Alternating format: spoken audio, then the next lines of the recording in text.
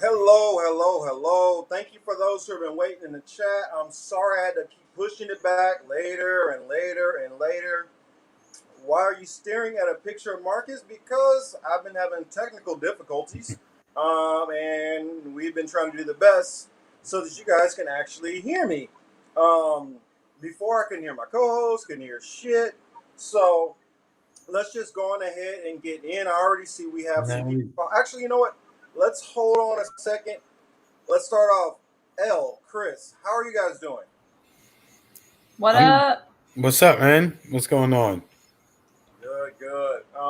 Anything? Well, of course, outside of the subjects we're going to get into, what's been going on with you guys this week? You first, Chris. Um, Nothing much. Same old. I'm a working man, so I put in a bunch of hours. I tried to pay attention to some things. Didn't catch them all. There's still a lot more to look into, but you know, just same old shit. All right, cool, cool. What about you, Al?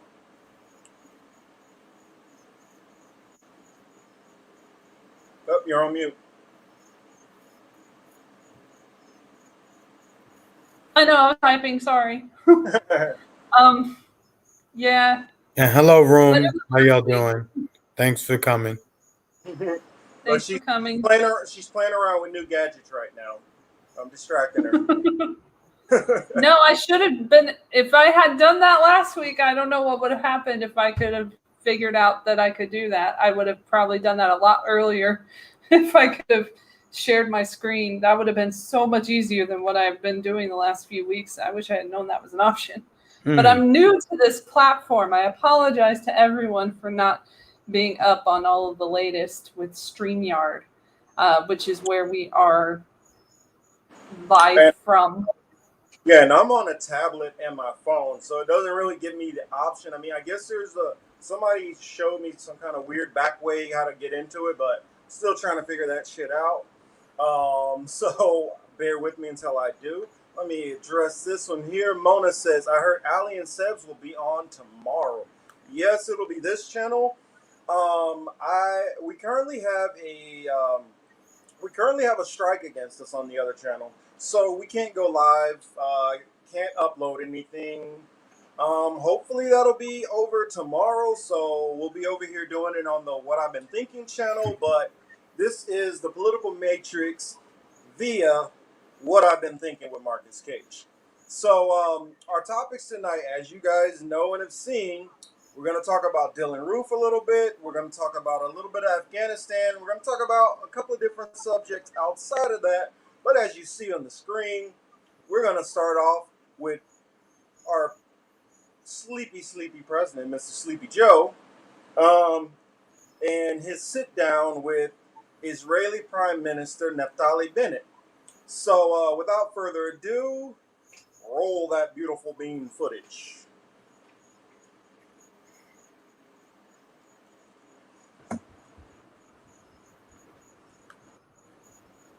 Oh, Oh. the gun. That's my job. Yeah. Oh, Hold on. Is that loud enough? Shit. I don't even hear it. So anyway, that I wish you could hear the whole thing because it's not loud enough. Yeah, I can't hear anything. Yeah, nobody can hear it. Ooh, what happened? But at any rate, I don't know if you guys saw this video. You can go ahead and search it. It's Biden talking to the Israeli Prime Minister, and the discussion was ridiculous as usual. But Biden literally fell asleep. That's why you see me do this because he literally fell asleep. And you can see the Prime Minister Israel picks it up because he just puts his hands up at one point and is just like, that's your man. It's around 10:40. Minute 10:40. It's funny. Ed says, "Sai, your mic is mad loud." Yep. Is it? Actually, see if you can pull it up since your mic is so loud. I mean, hey, let's pull it up and see if we can hear it on yours. Damn. Okay. I'll try not to talk so loud. I didn't realize I was that close to it. That just At means you least got a good mic. Mine is shit. So if I can figure out how to actually hook my microphone up, then it'll work. I love that. I have all Marcus channels with alerts. Thank you. Good. Because the way YouTube is going with the censorship, we're gonna have to be on our toes because you never know when they're gonna rip down something or we're gonna get a strike and have to move over to another channel last minute. I figured that it would have been over by now, the strike. It would have been enough time, but I don't know. Maybe tomorrow we get out of the doggy house. So I guess we'll see. Mona says, Chris, whisper. okay, my bad. I didn't realize I was that close. Yeah, well, just do a yin yang version tonight. Wait till you see my oh. Pull a Biden. Make a Biden whisper. Well, he already does whisper. I mean, just put some music behind it. Biden probably be one of the best mumble rappers there is. Probably. Oh, Probably. Like you see that new. I really didn't know what he was saying. Throw some. But if I'm just let me know. Just let me know if I'm too loud. Like I said.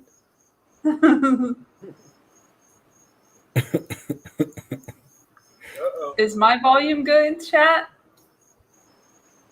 Thank you. Hey, Al, if you get off the screen, I'll get on it. Oh, hold on. Oh, I guess you bring it out. Okay. Let me figure that out. Because I could do it. But I really... Oh, damn, you canceled that. Did I accidentally kick L out? Yeah, you did. Is L, are you there? Yes, yeah. Okay, I was going to say, did I pull the wrong one? Sorry. How dare you? Okay, cool. You're back. There you go. L, I'll add it to the screen. Now let's test that volume. Cool. All right. Both of us who... Yeah, L, they say you sound crisp and clear. Both of us who are... Unlike another chapter in the beautiful story of the friendship between our two nations, the United States of America, the democratic state of Israel. Both of us who seek to do good, need to be strong. Both of us who are yet another chapter. Just look at his face. In the beautiful story of the friendship between our two nations, the United States of America. He laughs. And the Jewish democratic state of Israel. Both of us who seek to do good and need to be strong. Both of us who are... Is it... Can you guys hear it? Did it pause? In the beautiful story of the friendship between our two nations. What's going on with this internet today? I hear it, but the video is not moving. Yeah, I look frozen too. Yo, you there? So, wow, they're really giving us some hell tonight, aren't they? Yeah, it was frozen. They're watching. It's, the pic is frozen, but we can still hear the audio. So I guess since most of us know, I mean, have seen the imagery, we can kind of go on. I can play it afterwards so we can see the visual. Oh yeah, there we go. Yeah, we can go ahead. Sai, go ahead and let that play, and then we'll get the audio, and then we can go through and do a body language analysis. let L bring it up, and we see the visuals. Well, it doesn't really matter what you're saying. The one I have, I only have the 20-second clip. Oh yeah, well yeah, that's even better. Let's see him watch him sleep. C-SPAN, I can put in the private chat for you. Okay, yeah, put it in there. Sure. Oh yeah. Maybe that's the problem. Yeah, right. It's too short. Because I didn't mean, to be honest, everybody out there, I was spending more time laughing at his ass falling asleep and how pathetic that Biden has gotten, that I really didn't pay attention to nothing that they were talking about. It was the usual. Flat out honest. Usual apartheid state. nonsense. We hate the Middle East. We hate the Arabs. No, they're Shit, different Let's puppet. book a cheap hotel. sorry, guys. Book an expensive hotel for cheap on Hotwire. Sorry, there we go. I'm just waiting for it I to don't load. know. No, that was the commercial. All right, there we go. No. Let's There see. are cheap hotels on Hotwire. I guess so. For whom? I don't That's know. a matter of subjectivity right there. Like, who knows what's cheap for whom? That's true. All right, here we go. Let's go.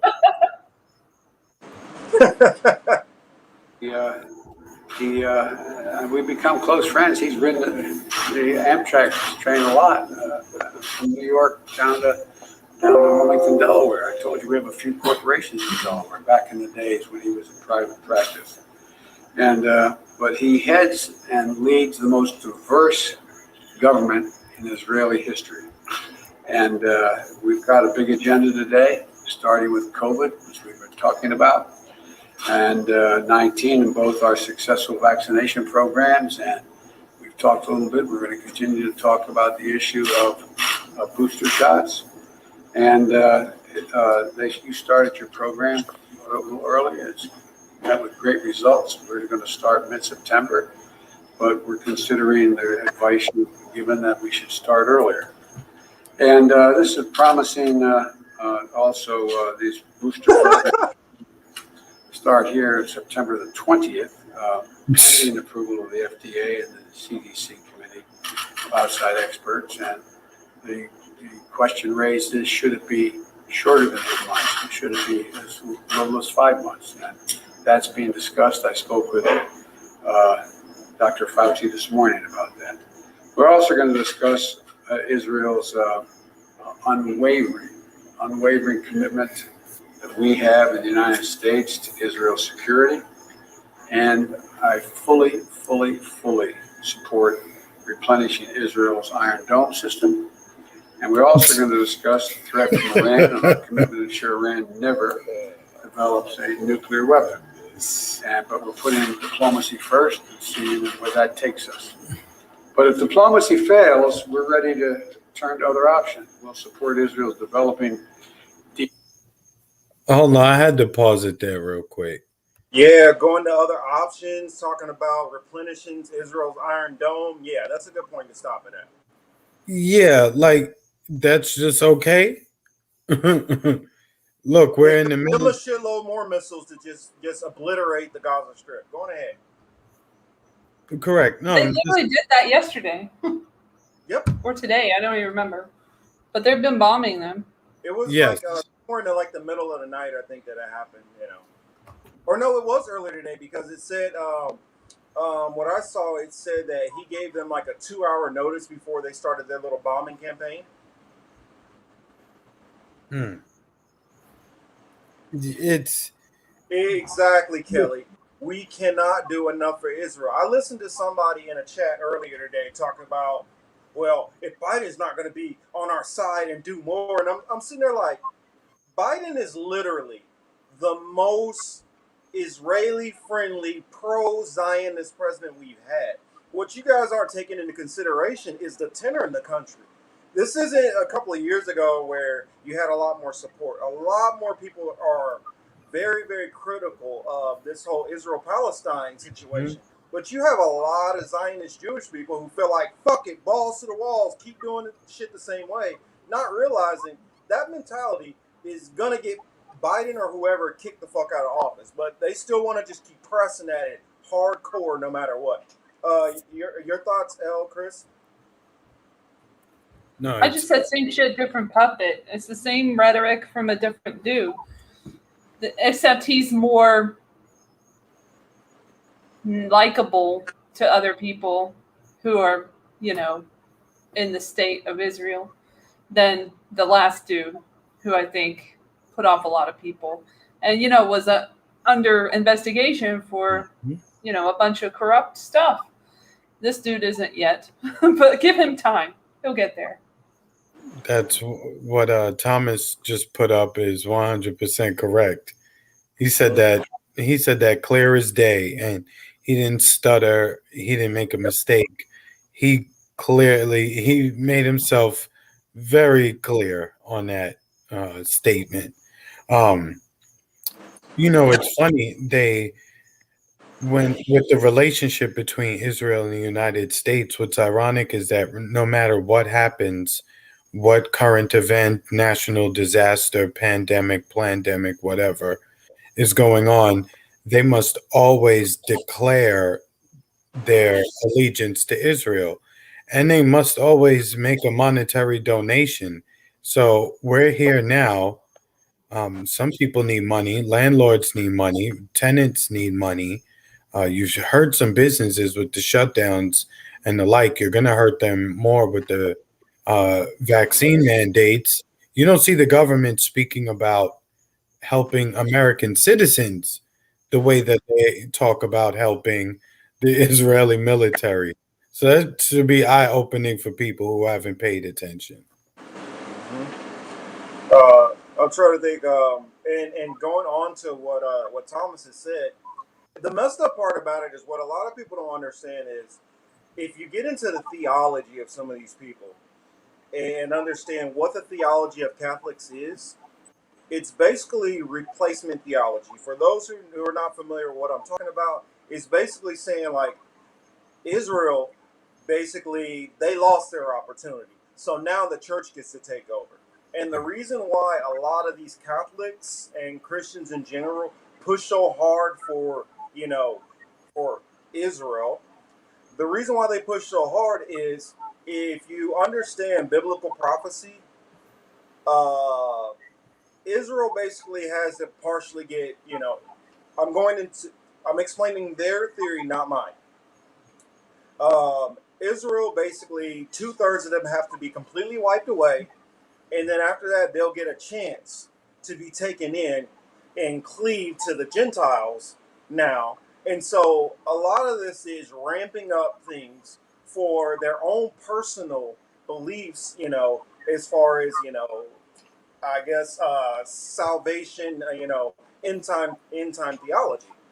And so though a lot of these Zionists help Israel, it's not actually to help Israel. It's a self-serving interest. That's the reason why, if you look into who funds most of this stuff and who the actual Zionists really are, most of them are evangelical, right-wing Christians. That's the people who really prop up the nation of Israel, the right-wingers. Sorry, I didn't want to talk too long. Chris, you could put that back up and go back into it. And another thing I wanted to add really quick is that you ever wondered what hold on. actors? Sorry, I had to start it over, but anyway. No, I mean it's just the same old thing at the end of the day, It's Kelly, can you see us now? We good now? Oh, did Sleepy Joe sniff his head too? Of course. He was sleeping. Okay, where are we? Yeah, because he had some more stuff that I feel like, yeah, we need to go over. Anytime the American president is talking to Israel about something, Israel's dome system. we need to be scanning over every single word that is said.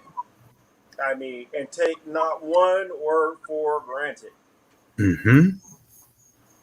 It's but at least they're telling us the truth. That's they don't really tell us the truth about much, but at least their desire to want to help to do whatever they need to do for that country, they don't lie or We're also going to discuss the threat They don't to lie. Iran and our commitment to ensure Iran never develops a nuclear weapon. something is going And on. we're putting They messing diplomacy with us first and tonight. seeing where that takes us. But if diplomacy fails, we're ready to turn to other options. We'll support Israel's developing deeper ties as well with the Arab and Muslim neighbors and globally. That's a trend that I think should be encouraged, not discouraged, and we're going to do all we can to be value added. We also are going to discuss ways to advance peace and security and prosperity for Israelis and Palestinians. citizens. And we're also going to direct our teams to work toward Israel fulfilling the requirements of the visa waiver program. Get that done. So, Mr. Prime Minister, I want to thank you again for coming. The U.S. will always be there for Israel. It's an unshakable partnership between our two nations. And I have known every Israeli prime minister since Golda Meir, gotten to know them fairly well, and I look forward to us establishing a strong personal relationship as well. So welcome.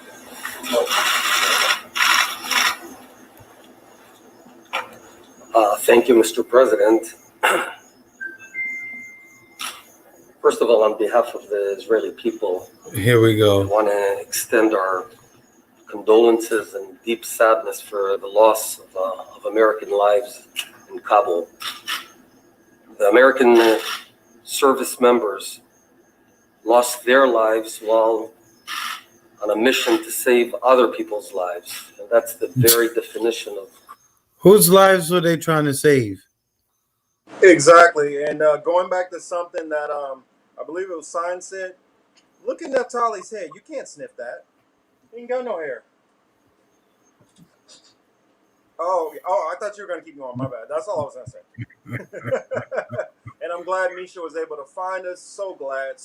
Yeah, this is my other channel. Lately, I haven't been streaming a lot on it. Just a lot going on. So it's been hard to figure out what the hell I even want to cover a lot of times. So yeah, I haven't been streaming very much on here. Thank goodness. That way, you know, if we run into strikes, that way we can always hop over to this other backup channel. Well, it's not really the back. It's kind of the primary, but I've been kind of using it as the backup. So, you know, we'll leave it at that. Hey, come on. Hey, look, I see the jokes in the chat. I just caught it. I'm late as hell to it. I saw it. Yo, it's blue. It's blue, not purple. That's funny. And Elle says here, of course he meets with this dude before threatening more attacks in Afghanistan that may or may not include civilian deaths. And what we got to keep in mind too is this whole Afghanistan stuff, Israel is keyed in on it.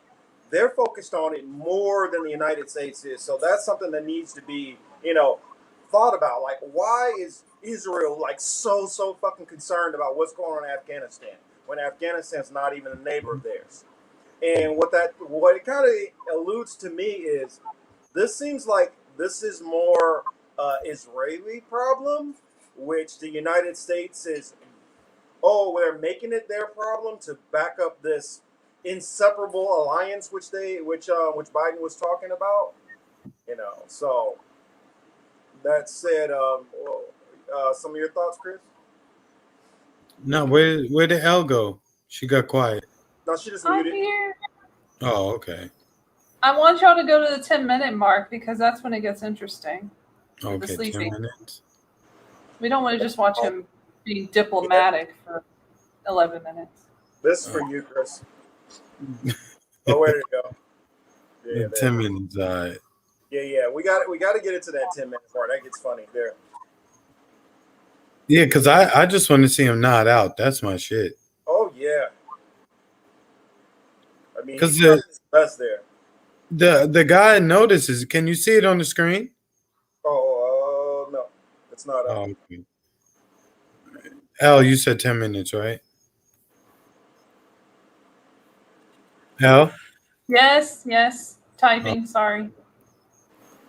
That's right. I forgot you multitasking. Got my in my house right now. You know, normally when we share the screen. I don't know why all of a sudden tonight when I'm sharing the screen, it's cutting us off and just showing it. But, you know, I'm sure that I put us on, I think I probably did that to make it go full. All right. So there we go. Yeah, that's all. I just put us in the full. All right. This ancient Jewish prophet. Buffering. Buffering. Yo,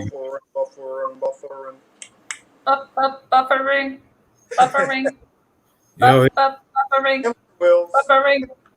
Yo, it's a rough night with this stuff. What's going on? Well, they knew. Okay, well, he's going to the other channel. It's today's Israel reality.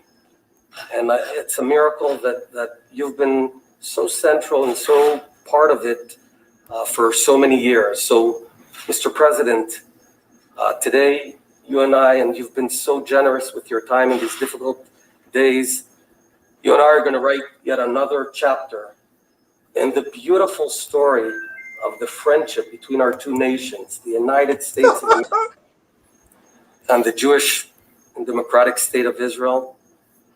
Both of us who seek to do good and need to be strong, both of us who are Okay, we had to very, stop very that right there.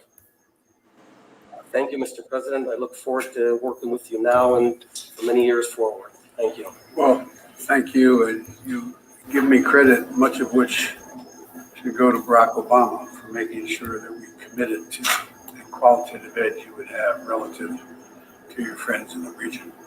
So did you hear what he just said right there at the end? He said, like, make sure you thank Obama for giving you guys $38 billion. You know, what's the leg thing you're talking about, El? Says he's gonna do the leg thing. Wake up. Keep playing, you'll see. Oh.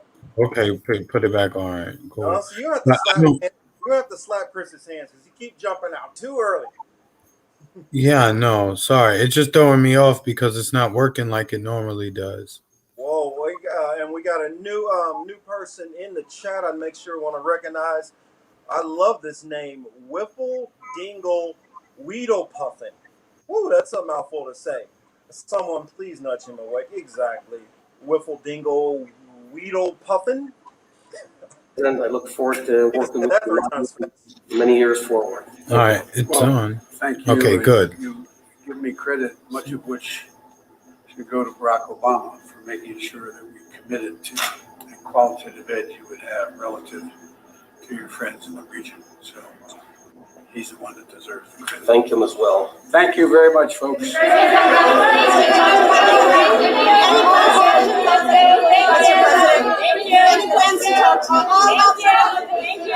really woke him up. He's like, oh, these papers, let me check it out.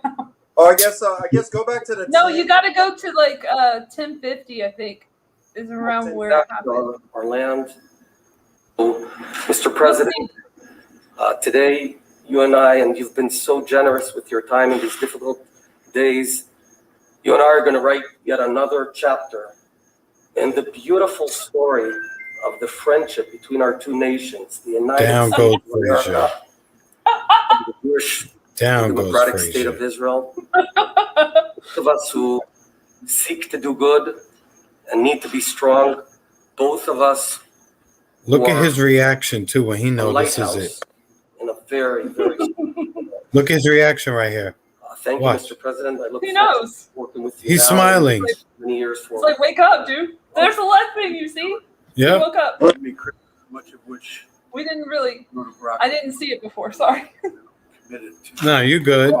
That's what did it. That's what woke him up. So the people who say that he wasn't asleep, fuck you, because that's what you do when you're sleeping in a chair. You move your legs to wake up.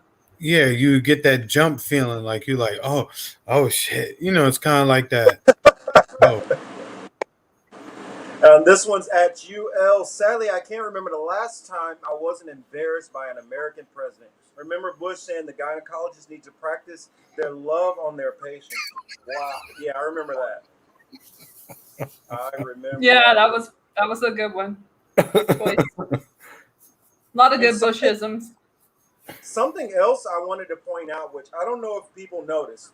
Through the first point when Naftali Bennett is speaking, both of his feet are perfectly flat. He's kind of leaned back in the chair. As you notice Biden sleeping, he starts leaning forward in the chair, and that right foot just keeps tapping like every couple of minutes. Now, it's not hard enough where he's trying to like shake the ground or anything. But what I think that is like almost like a nervous tick, like almost a little embarrassed, like, I can't believe this old motherfucker just fell asleep while I'm talking to him, kind of thing. And shit, this is embarrassing.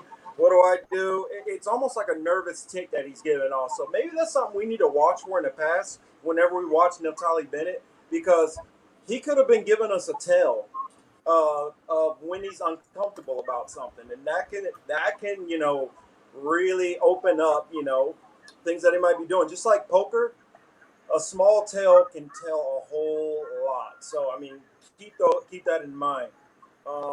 Kelly says, I have fallen asleep before in class, office meetings, but can't imagine dozing off on a world stage with everyone watching you.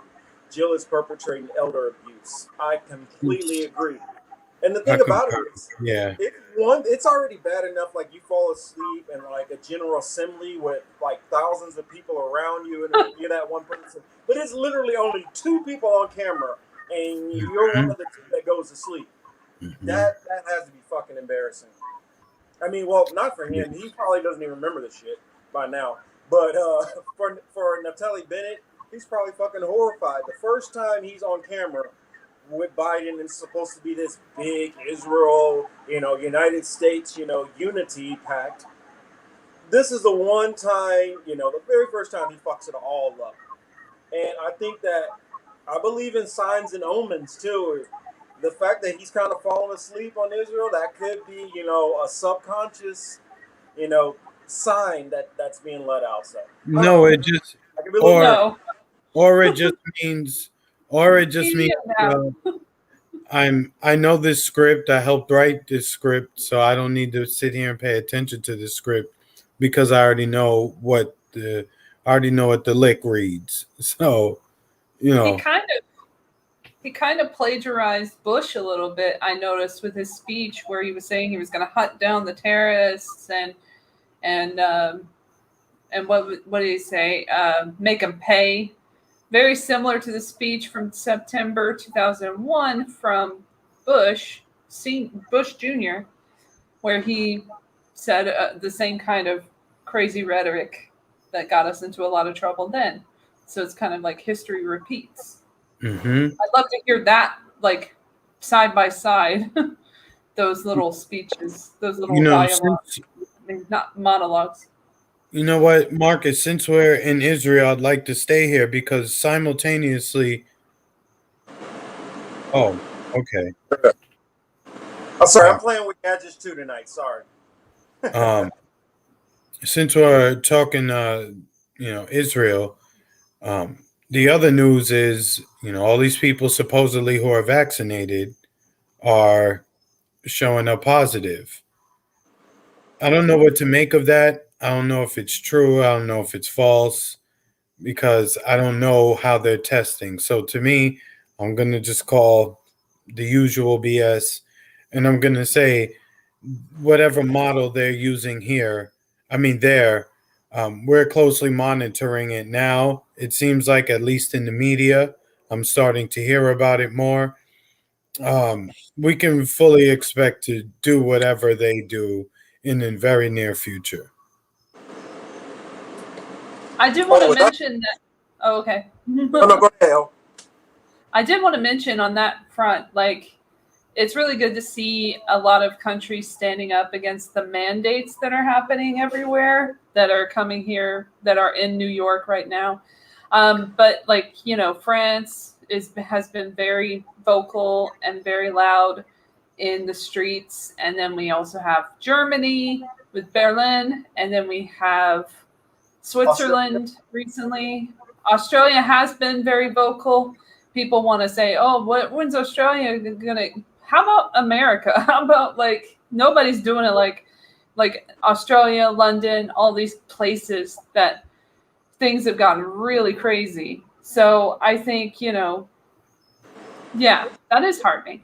I think it's really a good message to send that we can make a difference, and we can make it look like the enforcement is out of control, because it is. Because people are getting, like, thrown down in these countries, like, on the street, just protesting, and they're being treated like criminals because it's not the right kind of protest. It's never the right kind of protest for the enforcement officers. And if they can get their shit together and get on the same side, we would all be better off. So I think, we need oath keepers, as they say. We need people who actually want to protect the public and do good things and be a benefit to our society rather than a detriment on our society. So I call on all officers all around the world to get their shit together and stop treating protesters like criminals, because they're not. We are protesting something very, very real to you and to us, because it's going to come to everyone. It's not going to be like you can get exempt. I mean, I'm sure there's going to be classist stuff like where you can pay like $200, $300. I have seen that recently. But in the long run, it's going to come to every industry, and we need to be vocal. We need to be as loud as possible with our distaste for that, or it's going to happen just like the lockdowns happen. Like if we had just been really vocal and really loud back then, if we knew everything that we know now, of course, but back then we could have saved a lot of lives, because a lot of people have succumbed to mental illness and have succumbed to abuse, and we don't talk about that on the national stage, but we should, because those deaths matter just as much as the ones from the thing going around that I'm not talking about. But you know what I mean. Yeah, Every death matters. Yeah, I want to read this comment Kelly had, because this really caught my attention. Kelly says, did you hear about the judge in Chicago that stripped a woman of her parental rights because she was unvaccinated? I believe it was actually because she wouldn't vaccinate her kid or something like that. Or no, she was unvaccinated. We were talking about that before, Chris and I. So yeah, that's enough to take somebody's kid these days now. If you don't, we could get that clip so that we won't get in trouble. We could get the clip. And that was in relation to like a family law issue. I believe it was a child support hearing. Yes. It was a child support. Means more than likely the other parent in there was pushing that argument. That's exactly what I said. So, I didn't delve too deeply into that, Kelly, but I definitely did see the story. I read most of it, not all of it. And Thomas comment here, I'm vaccinated and still caught COVID, LOL. I'm halfway through the infection. I just have mild flu-like symptoms though. And I ask people, all of us for the most part have gotten a flu vaccination at some point in our life. What happened directly after it? Just think about that. I'm not going to say it out loud, but you guys know what normally happens after that. And so you're trying to tell me that this vaccination is different than how they would do a flu vaccination, when actually COVID is just basically a heightened flu? I'll take the hit if we get in trouble on that one.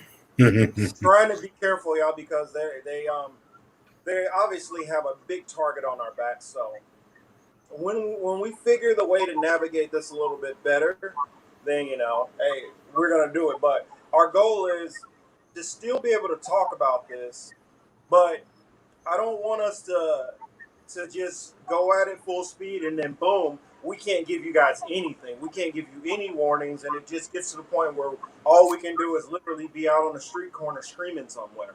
So, as we kind of navigate this a little bit better and see, which areas that they really have the noose around our neck and which areas we got a little freedom, we're gonna try and test that out, But for this stream, we're gonna try to tiptoe a little bit, and then, hey, next week then we'll take our chances. Let's see. And since we're talking about the Rona and division, as the language, the headlines, the propaganda largely is still coming, and they're pushing the division even harder. It seems like week by week it gets a little bit more extreme with the comments, with the headlines, with the stories. So what did I see? So what did we see earlier this week? Like, I hope the unvaccinated, if they die, I don't feel bad. You know, shit like that. You're starting to see more of that. Um, they're pushing Hey, division and I was gonna hard. say real quick to add on to that, Chris. That's part, and I'm gonna put his name out there. What is it, Jamaro Thomas? I use Progressive Soapbox. I used to be a big fan of his. I used to listen to it all the time. And don't get me wrong, I am sympathetic to you if you're immunocompromised. But just because you are fucking scared out of your mind doesn't mean you have to lose all fucking common sense. I'm not gonna say the percentages, but you guys can look at my Twitter handle on my what I've been thinking one, and you guys can figure that out. It's at Marcus James Cage. So you can see what I'm saying there, and that is literally the numbers that they give us. And I literally had a video taken down for saying what numbers they literally fucking give us. Um, sorry to cut you off, Chris. No, you straight. I mean, it's just amazing that so many people falling for it. And again, the unfortunate part is that it's going to be a lot of family members, friends who become ostracized. Not become, but you know they be cut off from their friends and family. And they splitting people up. And that's why I wanted to bring up the Dylan Roof comment too. Oh, well, L, before we move. Hold a minute before we jump to Yeah, that. that's why I said I'm going to hold on. Yeah, because I want to read a couple of these comments. Oh, okay. Whipple Dingle Weedlepuff. I spent all February down from COVID. Now I'm oddly grateful for natural resistance. I got heart damage. No way I'm taking the vax. But now I'm a third class citizen. Exactly. I have a friend of mine who's already lost her job because of this. They say either you get vaxxed or you got to go. And she's like, Hmm? okay, I'll go. She's a cancer survivor and been dealing with it coming back and forth. And she said she's not even against the vax. All she said was, I need to go and consult with my doctor because of the cancer and all that stuff. And then when I hear back, I can tell you something. They were like, well, either you do it or you're gone. And she's like, well, shit, I guess I don't have any option. My girl, they told her by October she has to get vaccinated. And here's the thing about it: they literally have on the bottles themselves, which you guys don't see this part, but it literally says if you take this, there you can't sue if there's any kind of side effects or anything down the road. So they're literally going to force you to take some, and then if you get fucked up behind it, you can't sue them. I mean, does that not seem a little odd? And then we can go into the Pfizer CEO who's like, I'm not taking it. I'm in the demographic that don't need it. Hmm. 56-year-old white man, I guess, apparently don't need to take it. Oh, Um, interesting. yeah, I that's found what. the article. Oh, you do? Oh, put it. Drop it in the chat for everybody. Oh, How Um, do I do that? is there a? You had Oh, I was trying to screen share. Oh, um, okay. Do you want me to do it or you got it? yeah, and I then thought I Thomas, did it, but I guess I didn't. Thomas says also, thanks, Kelly. Signs key. I'm taking herbal native medicine to boost my immune system. That's what I mean. That's what I've been telling people to do. Any kind of thing which you can think of to boost your immune system: vitamin C, orange juice, um, uh, supplements, vitamins, whatever. Do all of those things. I mean, I don't. I pray that that's not medical misinformation to tell you guys to take vitamins. But at this point, it's getting so bad shit crazy. Who knows? Let's see. Okay, she got it. Yeah, all right. Here, I'll put that up. Hold on.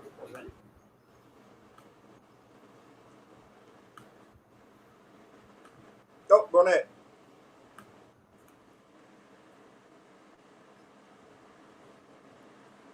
Go ahead, Al. Go ahead, El. I don't know if it works. Hold on. Wife, after learning she's not vaccinated.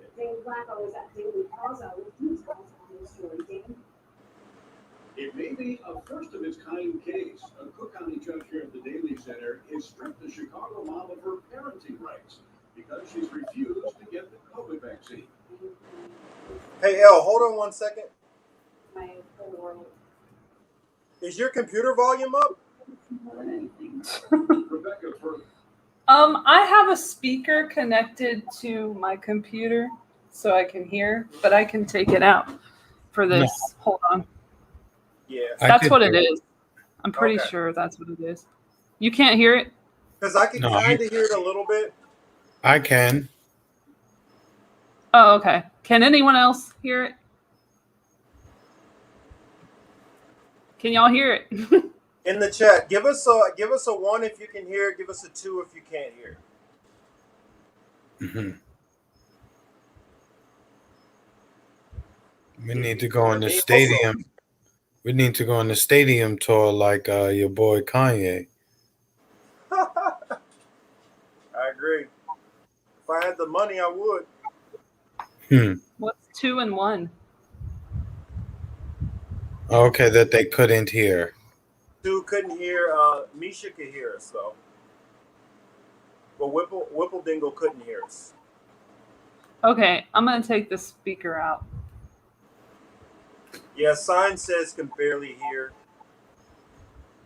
He said All he right. could hear the play. All right. All right, I'm gonna mute and then I'm gonna play. Mm-hmm. See if that works.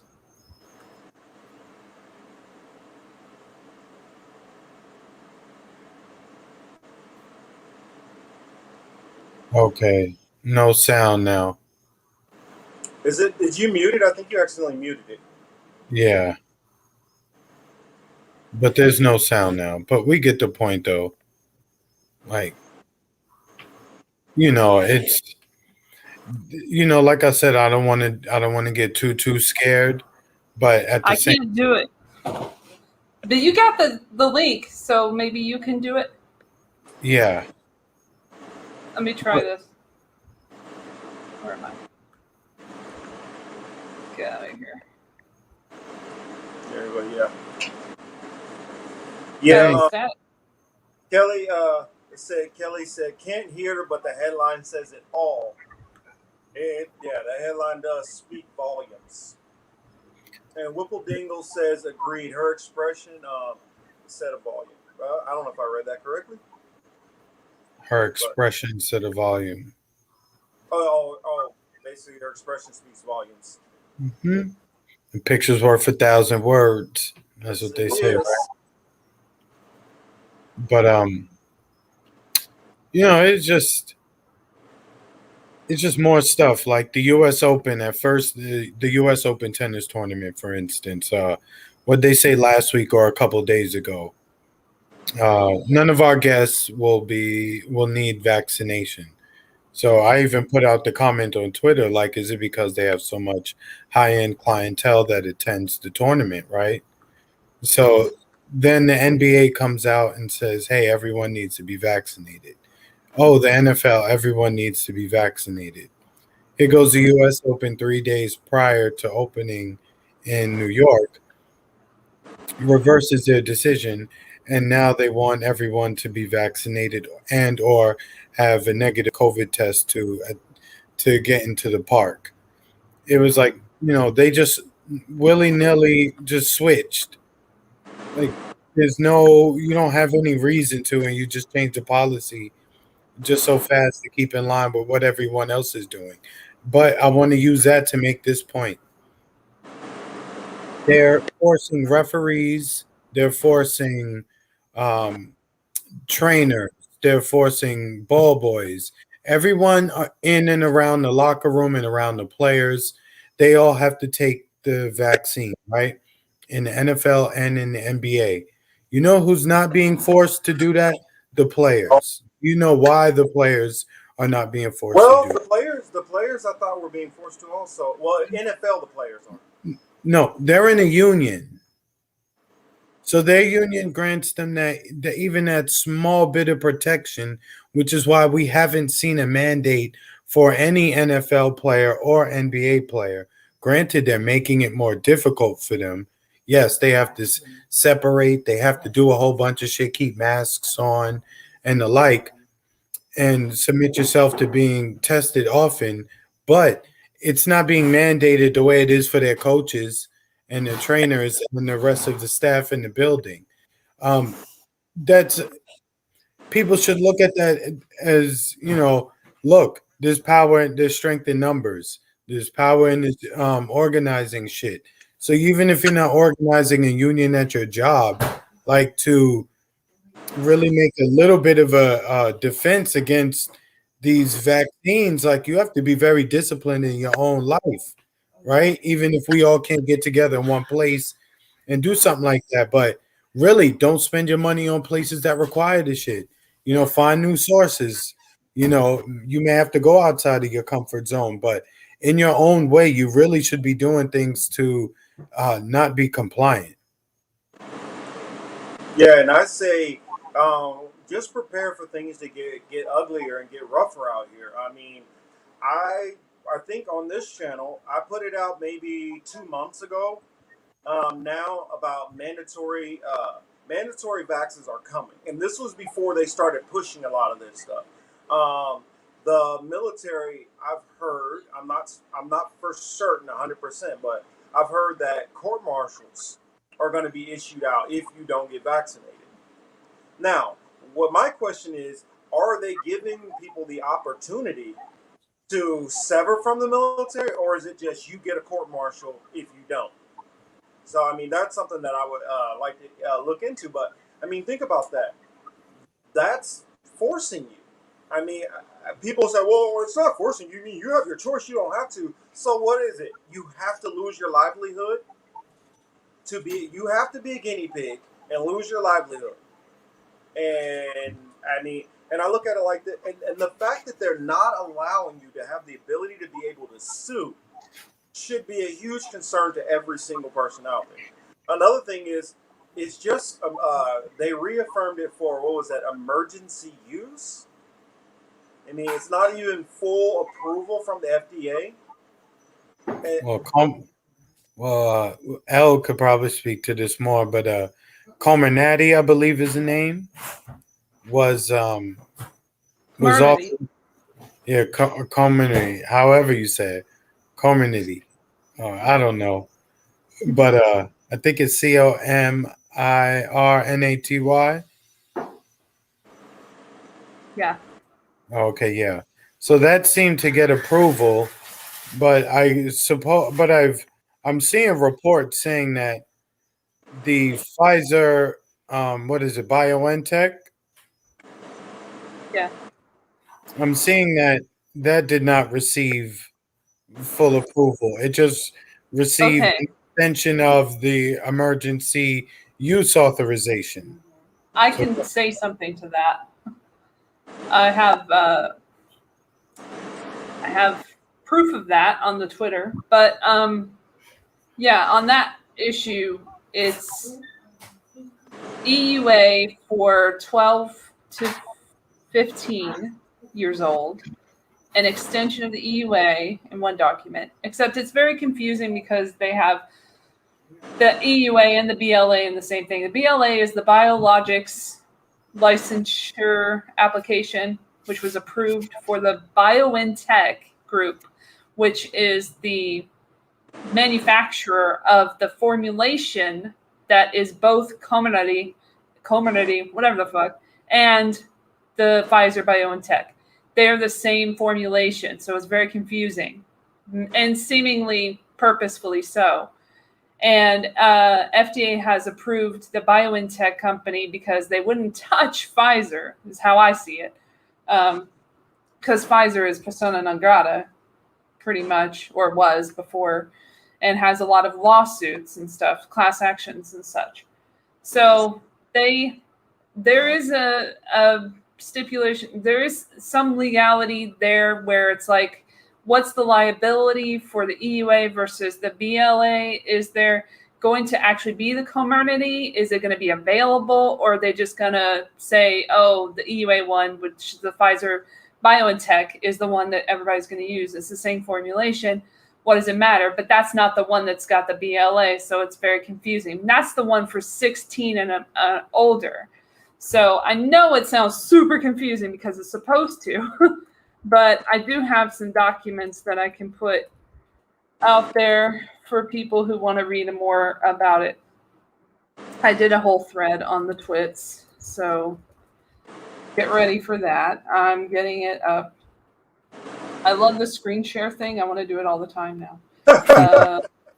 So look, going into that comment about they want some people wanting a dependent populace, at least on the internet, I'm seeing people like begging for like shutdowns. Yeah. The government is not going to help you. I don't know who put that thought in people's head. And after the past year and watching the government's behavior in all different facets, as usual, by the way, it's just this pandemic made it look, a little different. Pandemic, sorry. Yeah. But I was going to say, what the hell just happened? Sorry, that's me. Yeah, you should just leave it with us on the side. Sorry. All right. I don't know how to do anything. Well, that was because for the videos I had it in full screen. Got you. Okay, yeah, because it was messing me up a little bit. Yeah. But go ahead, Al, read your shit. Read my shit. So to clarify, because this is part of a thread that I did. Okay, now I'm back. Hold on. I don't know how to go back there to the thread. Can you go to the thread? Okay. Fucking A. How did I start this fucking thread? I don't even remember what I wrote. Okay, the US FDA document extending the EUA of the Pfizer COVID-19 vaccine, oops, I said the word, and authorizing a BLA for BioNTech Group is purposefully confusing and cause misinformation to spread about what it means. It also says 2 months, too much for my liking, which is how long the trials went on, according to this document, which will take you to this shit. So this is a document that I read. Pfizer BioNTech COVID-19 vaccine EUA LOA. It reissued August the 23rd, 2021.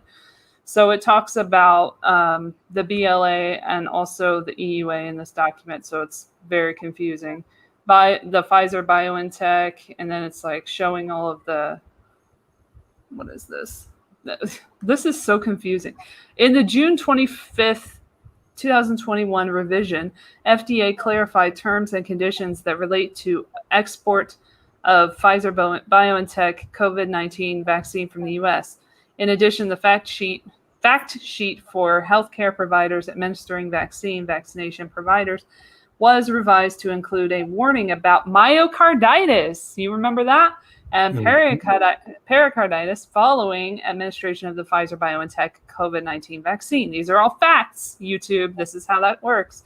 The fact sheet, I can't say it right, for recipients and caregivers was updated to include information about myocarditis and pericarditis following administration of the Pfizer BioNTech COVID-19 vaccine. So as you can see, it's talking about both that and the comorbidity, whatever the hell they want to call it, which isn't even a word, but whatever. So it says, the authorization of 12 to 15 years old there. And then it says later on, the authorization, product description. Kelly had another good comment. And it jives with what I've been saying online, is that this thing is highly political now. Did you see another story to tie it together, though? Did you see the woman governor of New York now, Hochul, whatever her name is? Did you see they had to admit tens of, 12 or 13,000 dead patients who died supposedly from COVID to their list? Now that is being buried because, that happened under Cuomo. And since he's out of there, it's not worth mentioning. Whereas in Florida, Oh my God, it's like this COVID's just Hey, it's Chris, COVID. I'll be right back. All right. Okay. But it's like, the news regarding COVID here in Florida, it's what's the word? It's raining COVID. You can't go outside without getting it. Well, we're So saying that a lot. yeah, and it's breaking down along all political lines. You'll see like South Dakota, Georgia, Mississippi, you know, what about California? What about New York? What about, some of these other places? So again, it's all very fishy. Yeah. Then there's these documents that are really interesting because they're the post-marketing study requirements under Section 5050. So the Federal Food, Drug, and Cosmetic Act authorized FDA to require holders of approved drug and biological product applications to conduct post-marketing studies and clinical trials for certain purposes if FDA makes certain findings required by this statute. We have determined that an analysis of spontaneous post-marketing adverse events reported under Section 505K1 of the FDCA will not be sufficient to assess known serious risks of myocarditis and pericarditis and identify an unexpected serious risk of subclinical myocarditis. Furthermore, the pharmacovigilance, Oh, covigilance, whatever the the fuck it is. pharmacovigilance. Covigilance. Why is it so hard for me to say? System that FDA is required to maintain under Section 505K3 of the FDCA is not sufficient to assess these serious risks. Therefore, based on appropriate scientific data, we have determined that you are required to conduct the following studies. For study C4591009, entitled A Non-Interventional Post-Approval Safety Study of the Pfizer-BioNTech COVID-19 mRNA Vaccine in the United States, to evaluate the occurrence of myocarditis and pericarditis following administration of Comirnaty. I don't know which one it is. We acknowledge the timetable you submitted on August 21st, 2021, which states that you will conduct this study according to the following schedule.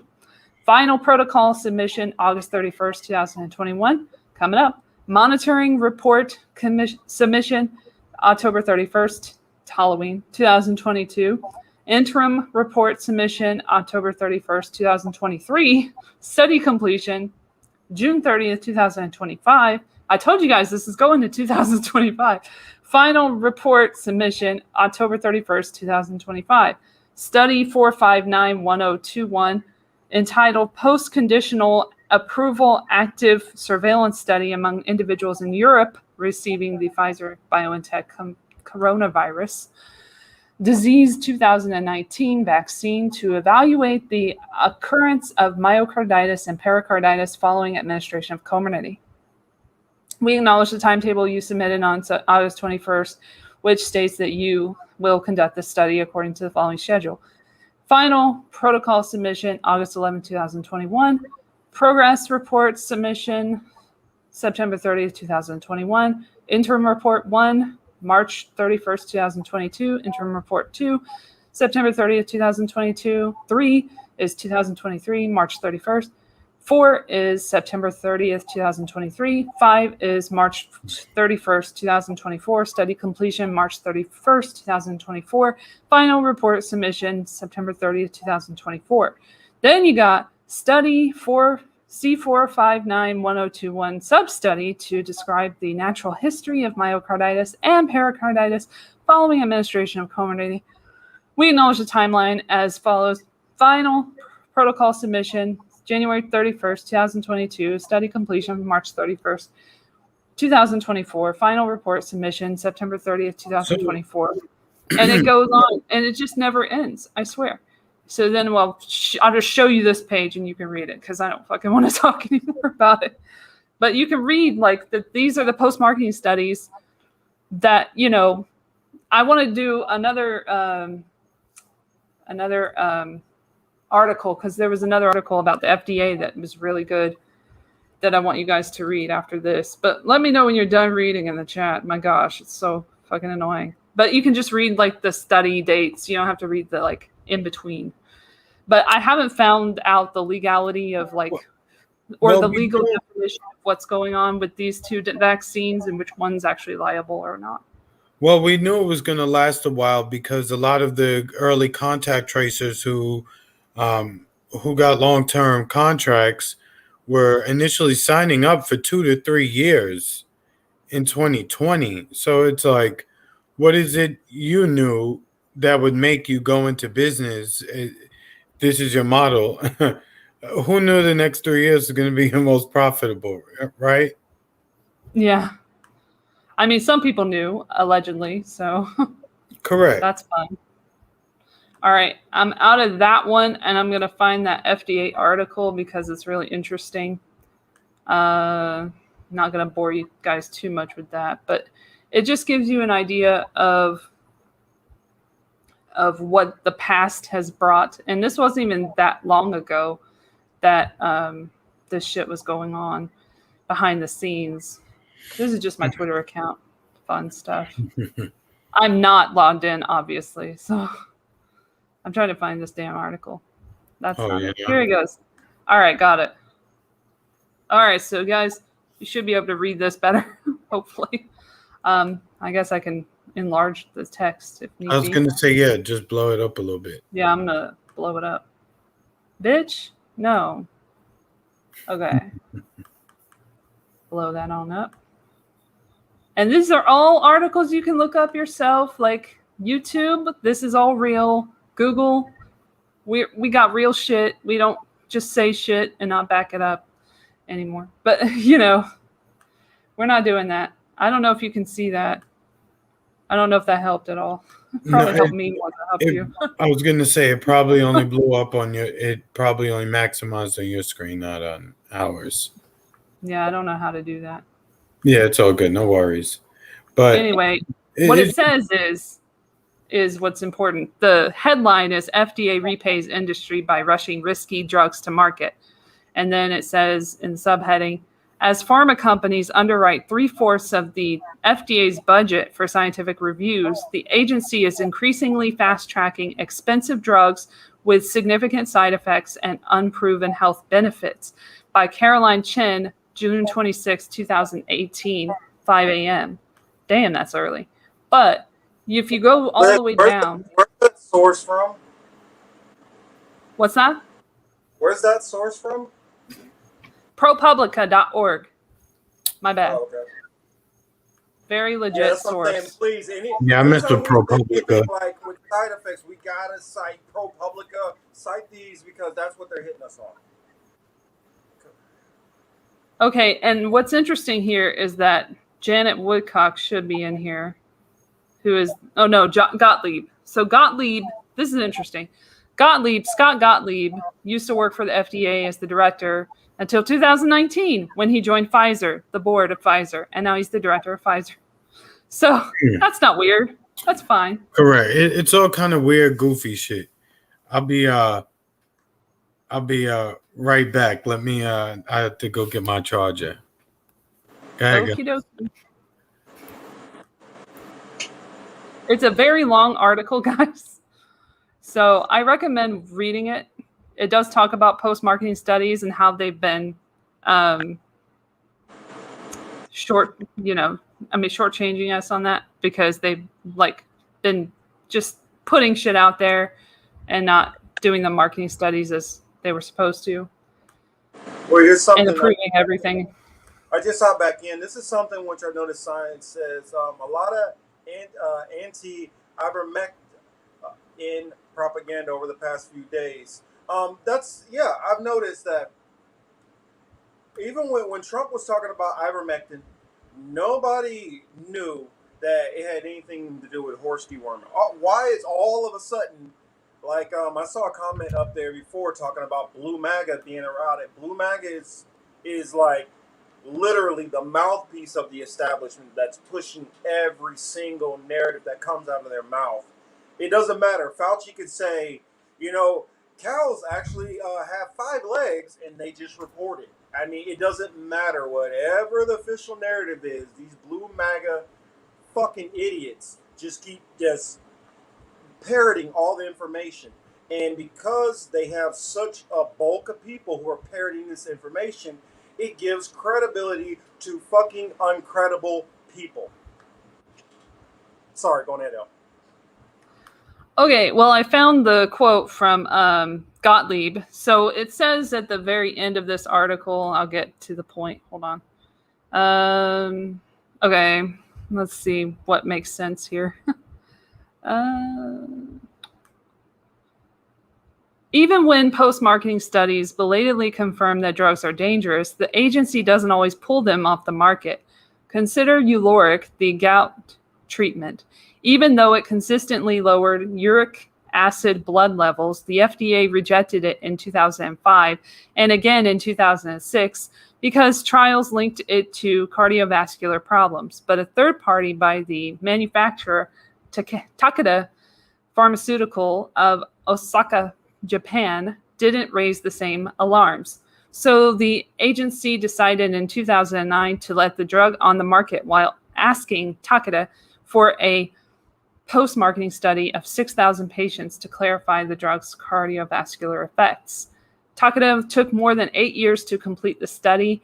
It found that patients on Uloric had a 22% higher risk of death from any cause and a 34% higher risk of heart-related deaths than patients taking allopurinol, a generic alternative. The FDA issued a public alert in November 2017 sharing the results of the trial, but left Uloric on the market. Public Citizen has warned patients to stop taking Uloric. There is no justification for using it, said Carome. If the results of the most recent study had been available prior to FDA approval, the FDA likely would have rejected the drug.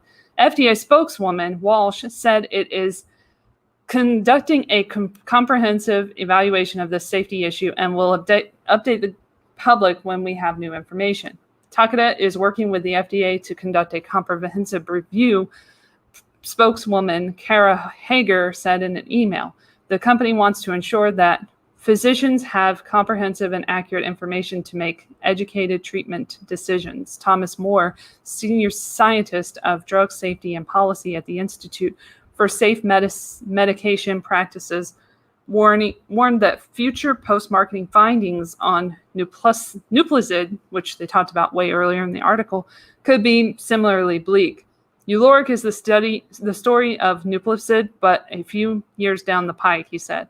Nevertheless, FDA Commissioner Gottlieb, who is now working for Pfizer, is forging ahead with more shortcuts. In May, he announced plans to approve gene therapies, what does that sound like, for hemophilia based on whether they increase the level of clotting proteins without waiting for evidence of reduced bleeding. 2 years ago, this would be 2016, a prescient Dr. Ellis Unger, FDA's director of the Office of Drug Evaluation, had warned against precisely this initiative. After Woodcock, that's the chick who approved the BLA for Comirnaty, after she approved Exondys 51 in 2016, Unger wrote, a gene therapy designed to produce a missing clotting factor should receive accelerated approval on the basis of a tiny yet inconsequential change in levels of the factor. The precedent set here could lead to the approval of drugs for rare diseases without substantial evidence of effectiveness. Gottlieb seems less worried than Unger. He said, for some of these products, there's going to be some uncertainty, even at the time of approval.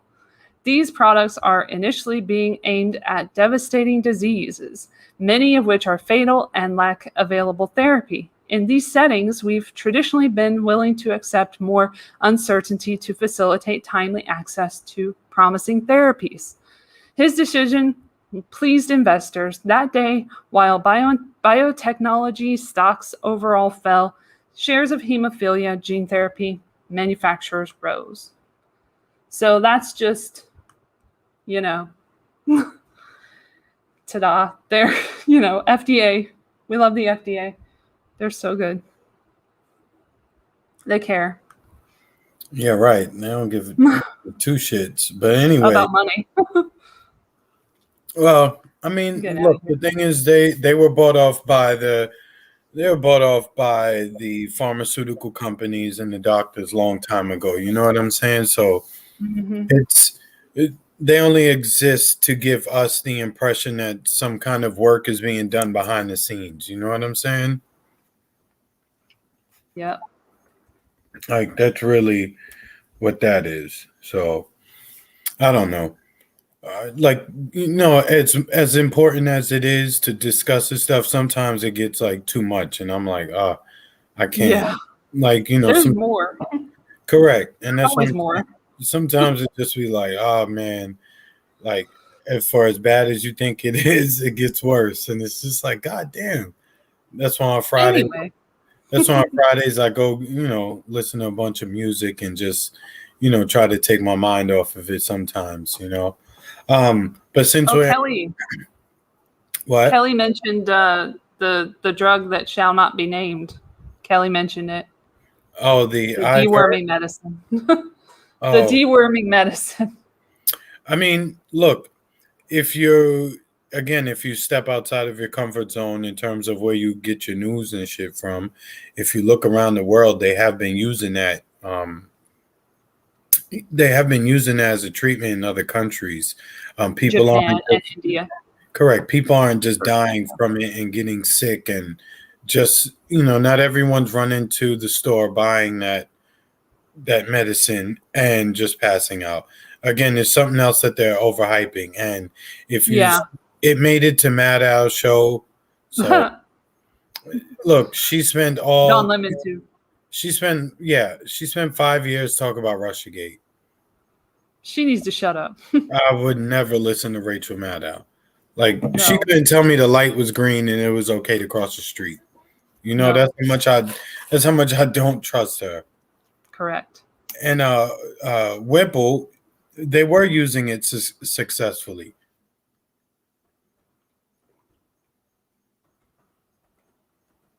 Correct. The Mexican. And going back to something you said earlier about, with the sports teams, this started actually last year out here in California with the whole entertainment industry. Pretty much, it got to a point where literally all the extras, anybody who was doing anything on a Hollywood lot, they were extreme hardcore COVID testing and all that. The moment a vaccination came out, they started forcing anybody on a Hollywood lot to have to be vaccinated. No, you can just test. No, you have to have a vaccination or no go. Oh, I was wondering, did you want to get into that Dylan Roof story? I mean, look, his everybody knows who he is by now, right? If you don't, just go look it up. We don't have to give the backstory. Everybody should know. So anyway, I guess he was trying to, get out of being killed via the death penalty because he'd rather just sit in prison for life. Can't say that I blame him for not trying, but at the same time, you kind of deserve what you get. But I'm just a little worried that it's coming up now. His appeal was denied. He's still going to be executed. I'm just worried they're going to use him again to like get people hyped up in the culture war. Throw a huge log on the culture war. And what I mean by that is, are we going to see the judge stay the execution? At the last second, because if that happens, that's just going to create an issue. I hope it doesn't. Come down to that. Well, and Kelly they can just trot him out whenever. Well, Kelly says here, can we just celebrate that Roof's appeal was denied? I would like to just be able to accept that, but I have the feeling that because of all this stuff that's going on, and you know what they always do in politics, And whenever they're getting a lot of bad press, they try to find another story to prop it up. Right now, you have the two polls that I've been hearing about mostly have been Biden and his handling of COVID situation and the Afghanistan situation. And polling wise, he's doing terrible on both. And so, a good way to change the subject is to get back on the Dylan Roof and talk about some culture war stuff, or bring up some abortion issues, or whatever, to try to Yeah. distract away from the division that is starting to happen, and the forcing. And I don't care what anybody says. When you basically tell somebody you're going to lose your job unless you do this, you are forcing them. Because what are they going to do? Fucking be homeless? Yeah. This is forcing people. Make no mistake about it. I mean, like, I think about this. Even for the military people, if they say, you know what, you can get out. Well, I'll explain something to a lot of people who might not understand this. When I was active duty military, the moment I got out, the biggest thing you find is that a lot of the benefits that you get that are not actually directly factored into your paycheck are a lot. So even if you make, say, 30,000 or 40,000 a year, and your peers on the outside might be making 40,000, because you don't pay for insurance, dental, all of these things, you actually are making a whole lot more, because that money would be going towards healthcare and all those things on the outside. So when you get out, because how the military has a way that you're always getting paid more the longer you're in, it's hard to find that when you get out. So most people, after they get out of the military, they actually go a couple of steps backwards and lose, because the civilian world does not compensate you equally, not even close. Oh, going ahead. No, go ahead, El. I was gonna let her get in since I already spoke. Go ahead. Oh, okay. Well, my position is the same as every position when it is regarding the death penalty.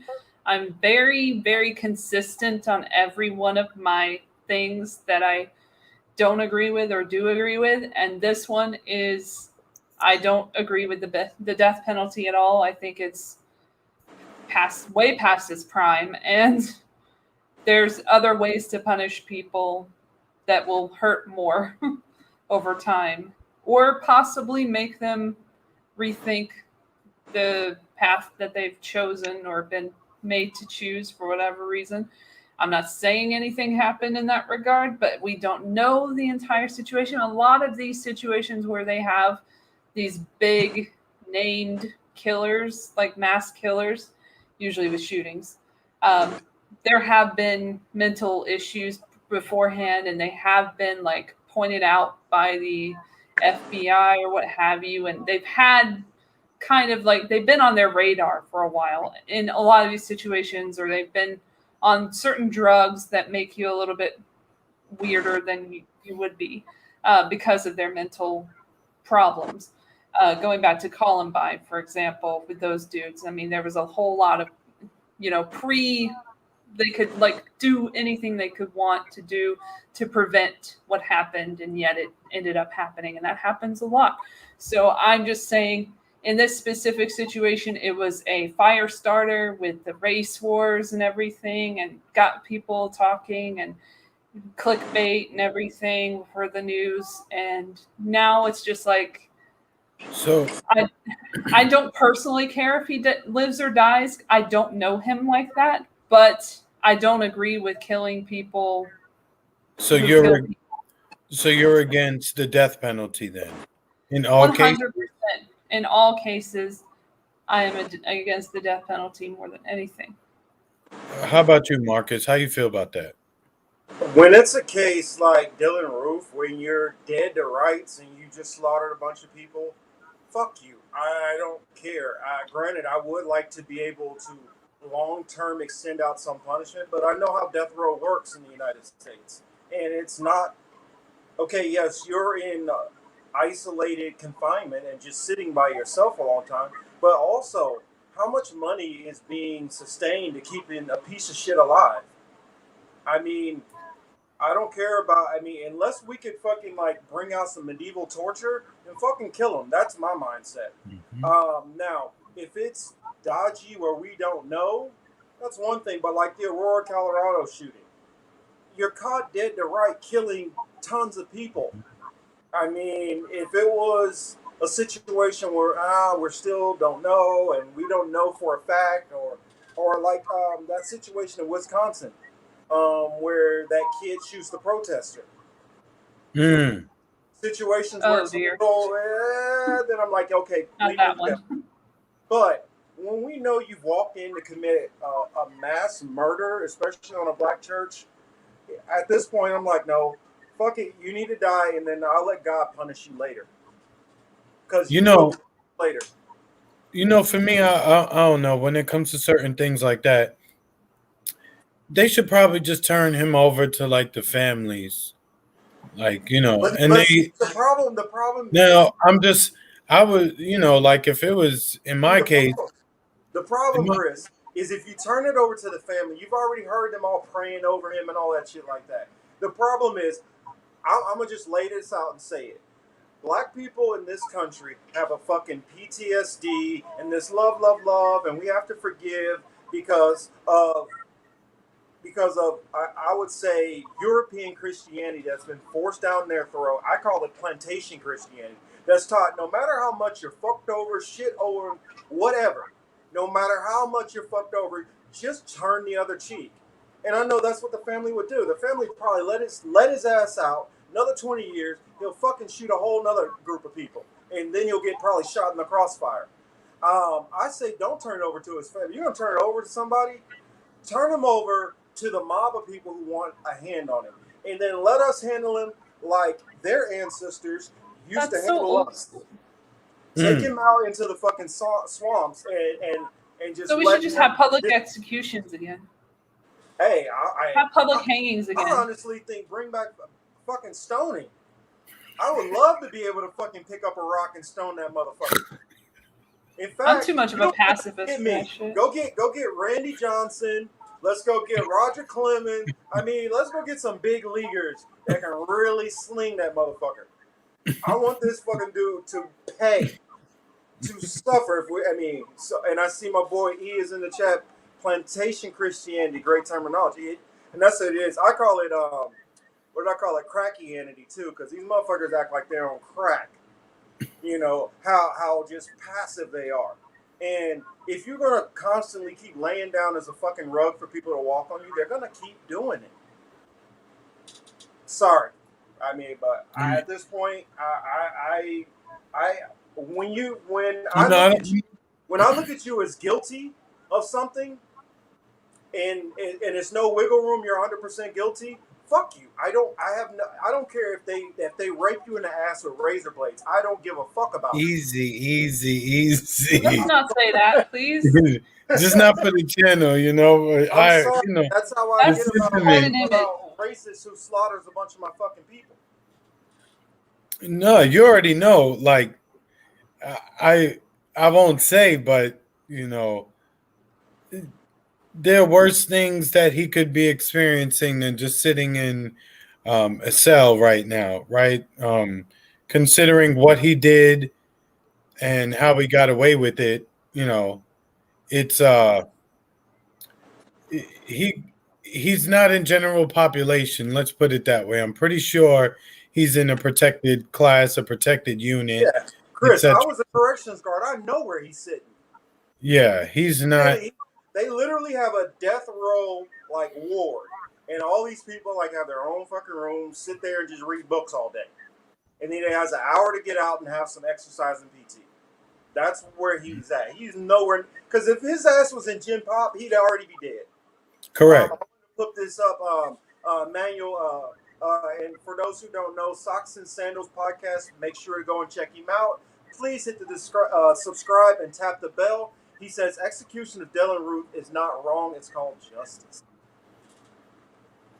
Well, and the same thing. What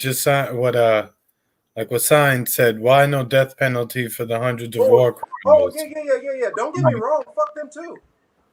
If it was me, If we had the ability, George Bush needs to be taken to the Hague. I'd take Obama to the Hague. I'd start taking them all out there. Shit, if we could, dig Reagan up and take his ass there too. Mm-hmm. I'm not just gonna, look at it like, oh, well, because he killed a bunch of, no, all of these war criminals. You see, like, no and mercy. And here's going back to the roof thing. Like, quite honestly, a dude who plans to go sit in the church and shoot primarily old people, right? What are you supposed to do with him? We supposed to just put him in prison, just sit there and try to rehabilitate him to the point that maybe, after 30 or 40 years, he can be released to the public? Like, he clearly needs help mentally, because that's not something a normal person would do. So these mass shooters and mass killers should get some kind of treatment that isn't just being in jail all the time, getting fucked in the ass, like what Marcus wants. But, they should get some treatment. They should be, studied. Like Ed Gein was horrible. He wasn't a serial killer technically, but he inspired a lot of movies, which is great for him. But, from the Wisconsin murders, and he was just gross. He had furniture made of people and stuff, and he had sex with bodies and stuff. It's really gross stuff what he did. But he had stuff going on in his mind that was not normal. He ended up being in an institution. I think he died there too. But this is the thing. There's not enough health care or medical care or whatever for regular people, let alone people who are just a blight on society for whatever reason. But you know what, though? You ran into a place of worship. You didn't just run into the mall. You didn't run into the movie theater. You didn't run into, and that was planned. You sat there. You put a lot of thought into it. But how did they come to that decision is the thing, is looking at their mind and what made them radicalized to that point where they made that horrible decision to end people's lives, which is not a decision that people should take lightly, in my opinion. In my humble opinion, I don't think people should just be deciding who lives and dies. Certainly not the president, certainly not all these war criminals and these Congress members who don't know shit about what's going on in the world, and the judges and everything. It just should not be up to a human being, in my opinion, whether another human being dies or not. That's just my humble opinion. I know it's a minority opinion, but it's something that I very much feel strongly about. Yeah, if we were talking about accidental, or somebody was in this crazy moment and they accidentally killed somebody, that's one thing.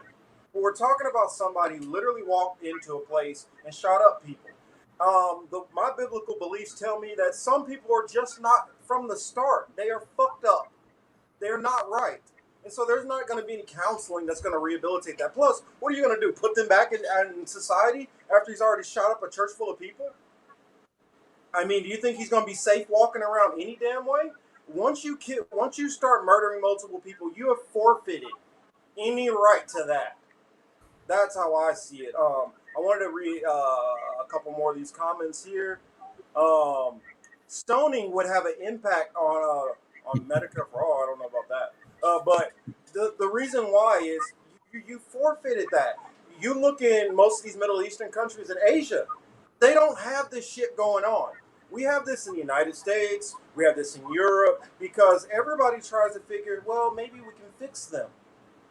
You can't fix what's already broken. Something is already broken. So it's either, look, so a part of it to me is, right, either all these people are MK Ultra, controlled, mind controlled bots who are being activated to do certain things, right? And to some extent, there is a lot of that goes on. Was this one of those instances? No. I doubt it. I don't see that. Could I be wrong? Yeah, here's comments.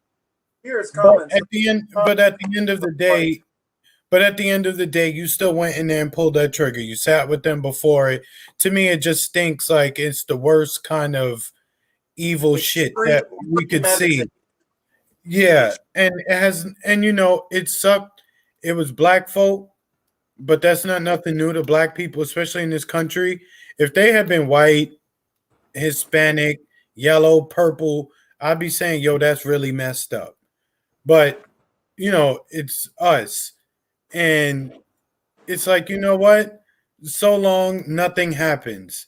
So you know what? If they kill it, you know what? They should have killed his ass right then and there, as far as I'm concerned, when they caught him. Like they took him to Burger King. They should have put Exactly. someone there, save people's money. Because the mental training that we're talking about could have went to maybe a kid who needs it instead of somebody like him. He's just a waste, really. Like He was a kid once too, though. That's the thing, is people don't really look at them as he's an adult. But he's an adult, so it doesn't matter what he. But something went wrong in the wiring of his head. That's what I'm saying. Is like if there was. But we don't know. We don't know that. Know what would happen. We don't know that though. We don't know exactly. There hasn't been a psychological evaluation to any of us. That's why I think there should be. So we should. It would be beneficial. So we should do. Just keep all these assholes alive and just keep paying out millions of dollars on them. Yeah, that doesn't make sense. Israel billions of dollars. Yeah, but we can't compare. I mean, we shouldn't be giving them all that money either. Correct. But they should use it for actual treatment here, to treat people in these conditions, whatever the hell this fucking condition is. But here's the thing: about literally just treating murderers, treating everyone with a psychological condition, so they don't end up being a murderer. But you can't. But you can't kill a person and kill the root cause of what they did. So you have to go to the root. But what you're saying is basically right. What you're saying is that we have to psychologically profile everybody and try, because what triggers would he have shown that would make you think he would do that? There's no way to do that. You know what I'm saying? So, with that being said, like this was just like evil on a different level, and you should not. Evil versus evil doesn't. We should not bat an eye nor feel bad about what happens to him. Is what I'm saying. Nobody. But it's easier to look at it that way when you don't know the person. So I think if it would be a different situation if it was somebody that you knew who was in this situation where they did something fucking horrible, and you wanted to help them beforehand, but they didn't want your help, then it would be very difficult for you to make that decision whether to let them die or not, because you'd be related to that person or whatever. So I'm just thinking of like as empathetic as I can possibly be about other people. Extremely empathetic. Because I'm very extremely empathetic because I'm consistent in my values. I'm consistent in how I view people. But here's what I'm trying to understand there. Here's what I'm trying to understand. If they're gonna be in prison for life, what does counseling even matter at that point? They're not getting back out. What would counseling even matter? They've already done what they're going to do. If you're just going to keep them alive and sit there and waste our money, then what? And so the family just has to feel like, well, I guess I'm going to have to, that's going to be the best I'm going to get. I mean, and I look at it like this. We already sit there and have to watch cops get off right and left when they fucking kill us. We got to watch all of this bullshit happen over and over and over. And so, you know what? I feel like all that would do is incentivize more white boys to do the same shit. Because they know, oh, well, there's going to be somebody out there who's going to be pleading to just get me counseling. And I get to go sit in a psych ward and watch TV and then talk to somebody a couple of hours a day. I don't see how that helps or even deters from the problem. In fact, I believe in corporal fucking punishment. It needs to be ratcheted up. Put a little needle in the arm and let them go to sleep. Fuck that. Look, here's my thing, like I get it. Eye for an eye, we all be blind. I understand. But you know what? There's some things that, and it's not to convince anybody, right? Because people have their beliefs. Al, you got yours, I got mine. Everybody in the audience got theirs, etc., etc. So this is not even about, like, as for me anyway, trying to convince anyone of anything to try to see the merits of the death penalty. But I just, in this particular case, like, he could go.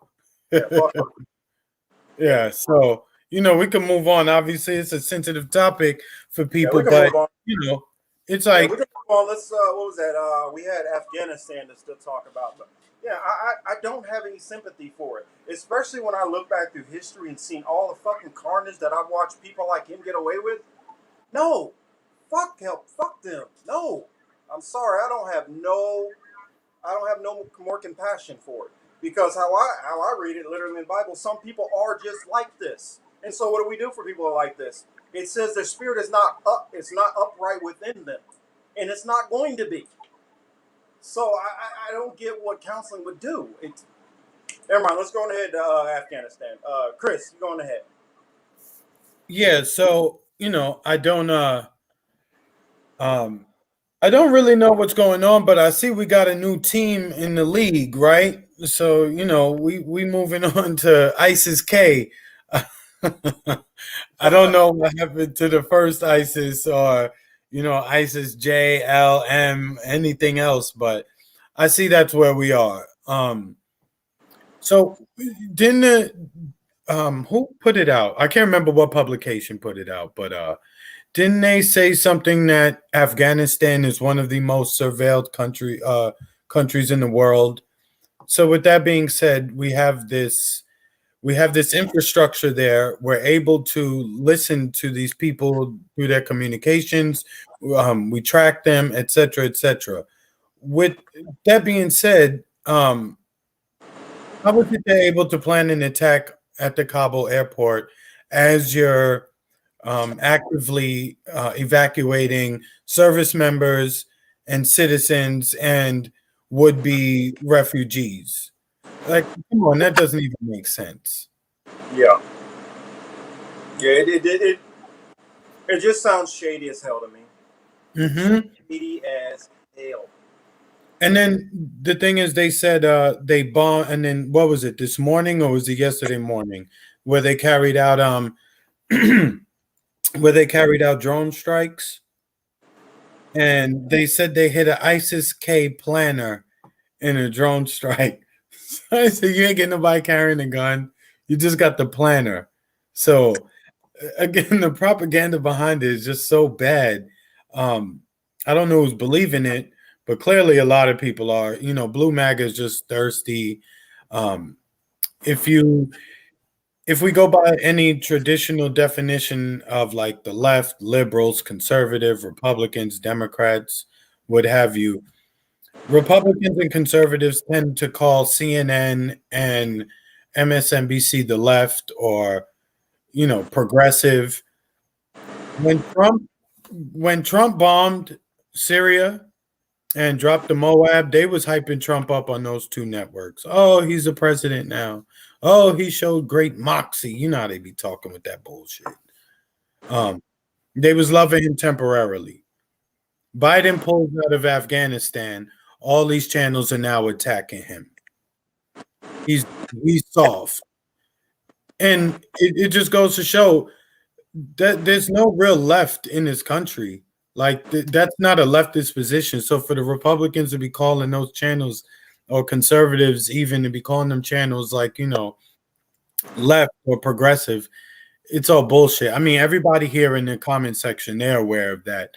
But that's for anybody else who would be watching who is still into that partisan nonsense.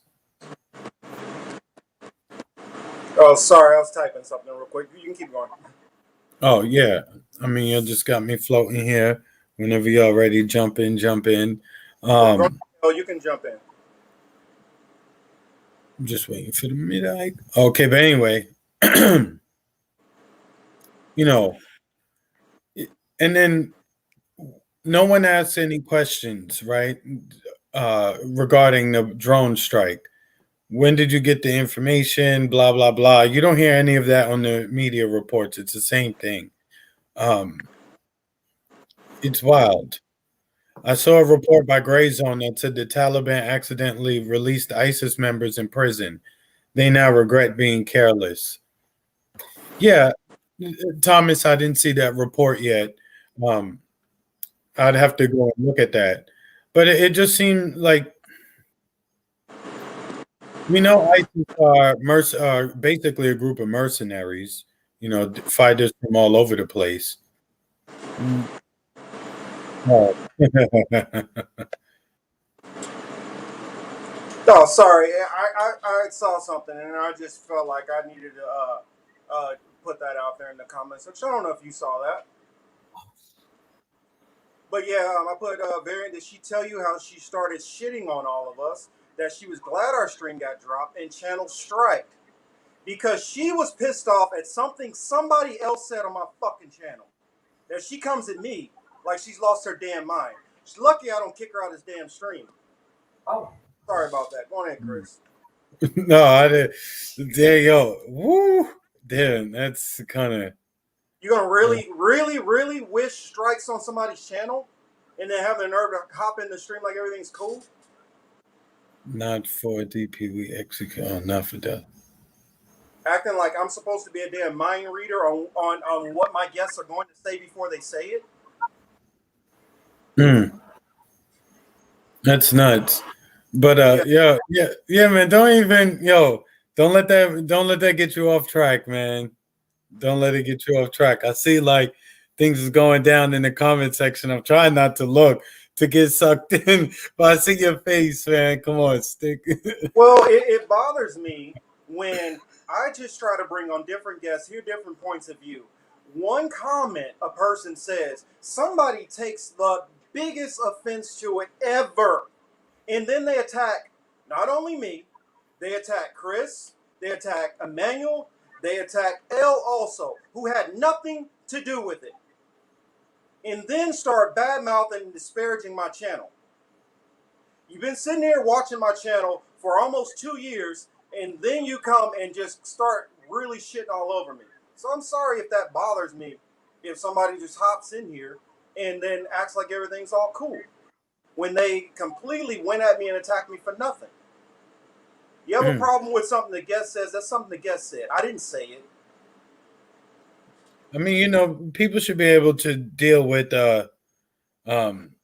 people's opinions. You know what I'm saying? Here, everybody saw the damn stream, so shut up. You know what? Bye. Get the fuck out. Yo, is that who it is? Yeah. No, get out of my stream. Get out of my stream. You're not Oh, going to wow. come in here and sow discord in my stream. You're not going to come in here and then basically drag us for something one comment said. One person said one thing, and you're going to come in here and act a fucking fool? Get the fuck out of here. Sorry. Well, yeah, Socks and Sandals makes a good point when he says, it's funny how everyone knows what war criminals deserve, but when it comes to mass murderers, crickets. I know they make a strange separation in their head sometimes, without realizing that, look, sometimes it really is kill or be killed. And if you don't move accordingly in certain situations, that's your ass, Mr. Postman. Like he said in Friday, you know what I'm saying? Emmanuel, could you be nice to Elle and give her an apology, please? Can you please? Let's have some peace now, since I guess I've already kind of gotten a little heated. Can we all calm down a couple of levels? Regardless of political stance, where does all this COVID stuff end? A technological takeover. You guys seen looked at the fake nurses, the robot nurses that look real? I suggest you look that up. If I could find it real quick, I would look it up and show you. They're already looking to replace people. You know what I'm saying? Big time. So that's going to be another side effect of the COVID. Well, it's actually not even a side effect. It's part of their agenda and the goal. It's going to be a lot of people who are going to be displaced. There's going to be a lot of people out of work, and they're going to be dependent upon the government because they won't. They just continue to be compliant. They screwing themselves and they don't even realize it. Like Rick Ross, what you say? You say he was dropping Molly in the girl drink. She didn't even know it. That's what happening to you. Like you keep drinking, like they keep dropping the little pills in your cup. Oh yeah, Misha, yeah, you did miss last week. That one got taken down. Actually, you know what? Hit me up. I'll add you to my Discord. I think I uploaded it in there because I think it's still on my. I think they didn't take it down on my Facebook, so I think it's still on there.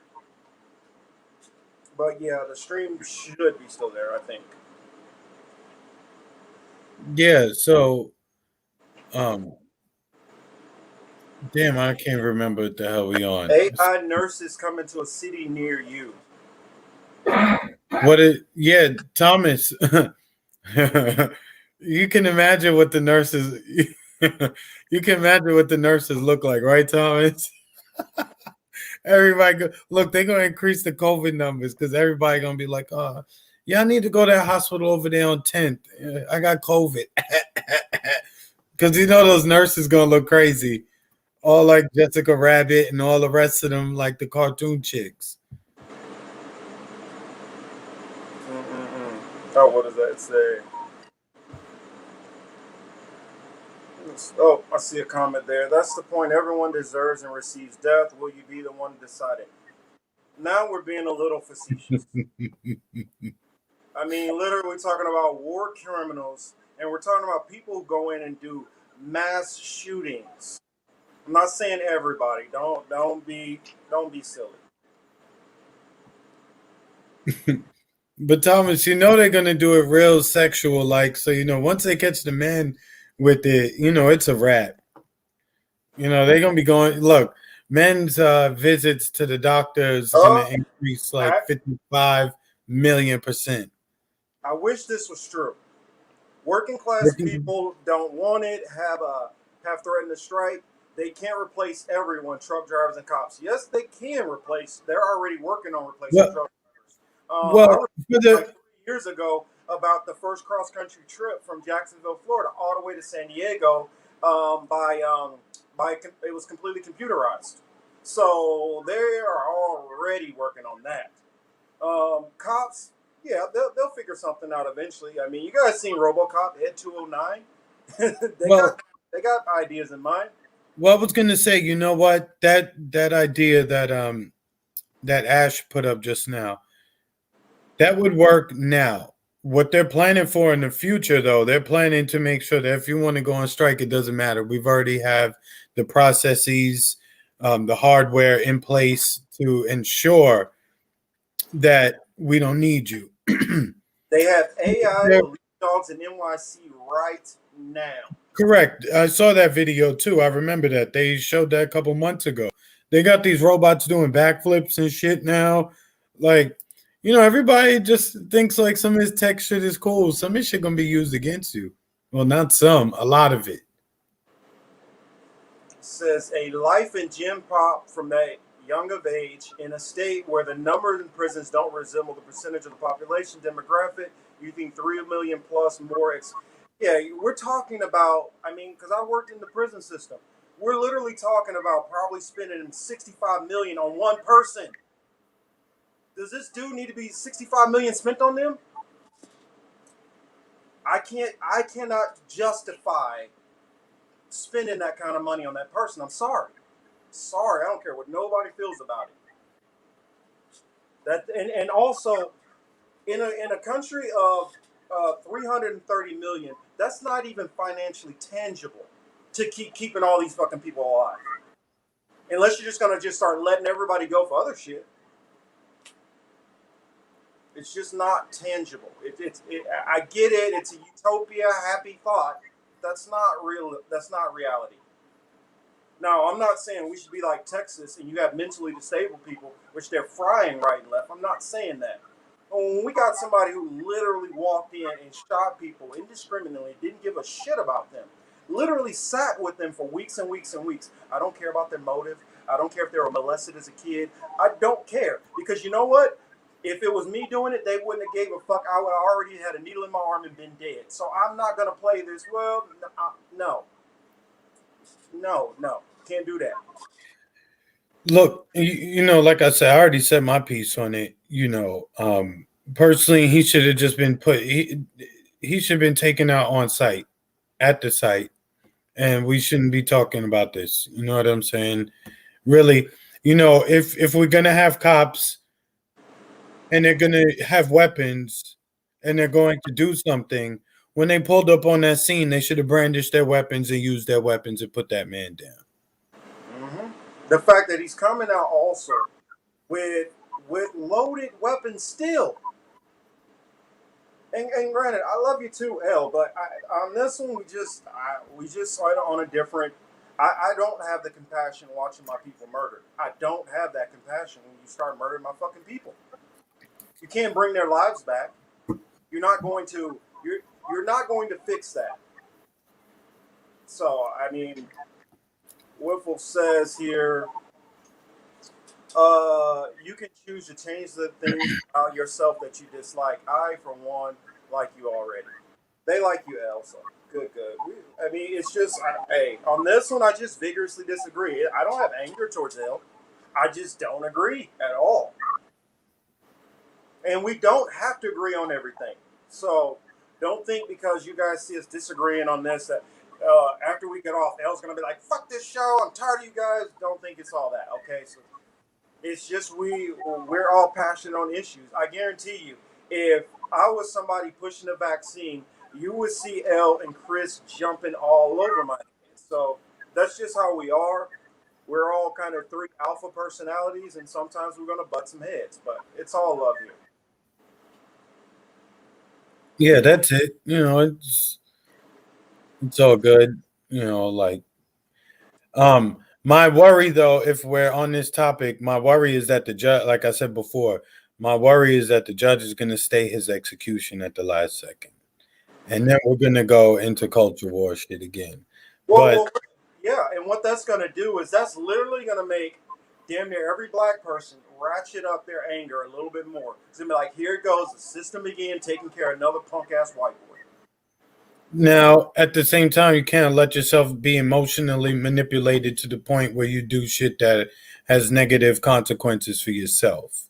But You know what what I'm saying? Like, I'm just saying that the tone, because you got to remember, we're not talking for me, Chris, Emmanuel in the chat. We're talking for 44 million so-called African Americans in this country. That's millions of people that are not going to be fucking cool with that. mm-hmm. And I don't know how you try to sell that to them. That this is a better way to let a mass murderer get off. When we've thought of, I mean, you got to remember, I'm a descendant of Tulsa, Oklahoma. My grandparents grew up as kids there. I got family who dealt with the whole Rosewood shit. There's a lot of junk that we never got, and so it's hard for me to just we're just gonna take the kumbaya approach. Well, like I said, it should have been on site. 1, 2. Yes, the culture war has been happening, etc. But we in a different era now, and all I'm saying is, if you allow yourself to get emotionally manipulated and you start going outside, you better be prepared for them consequences.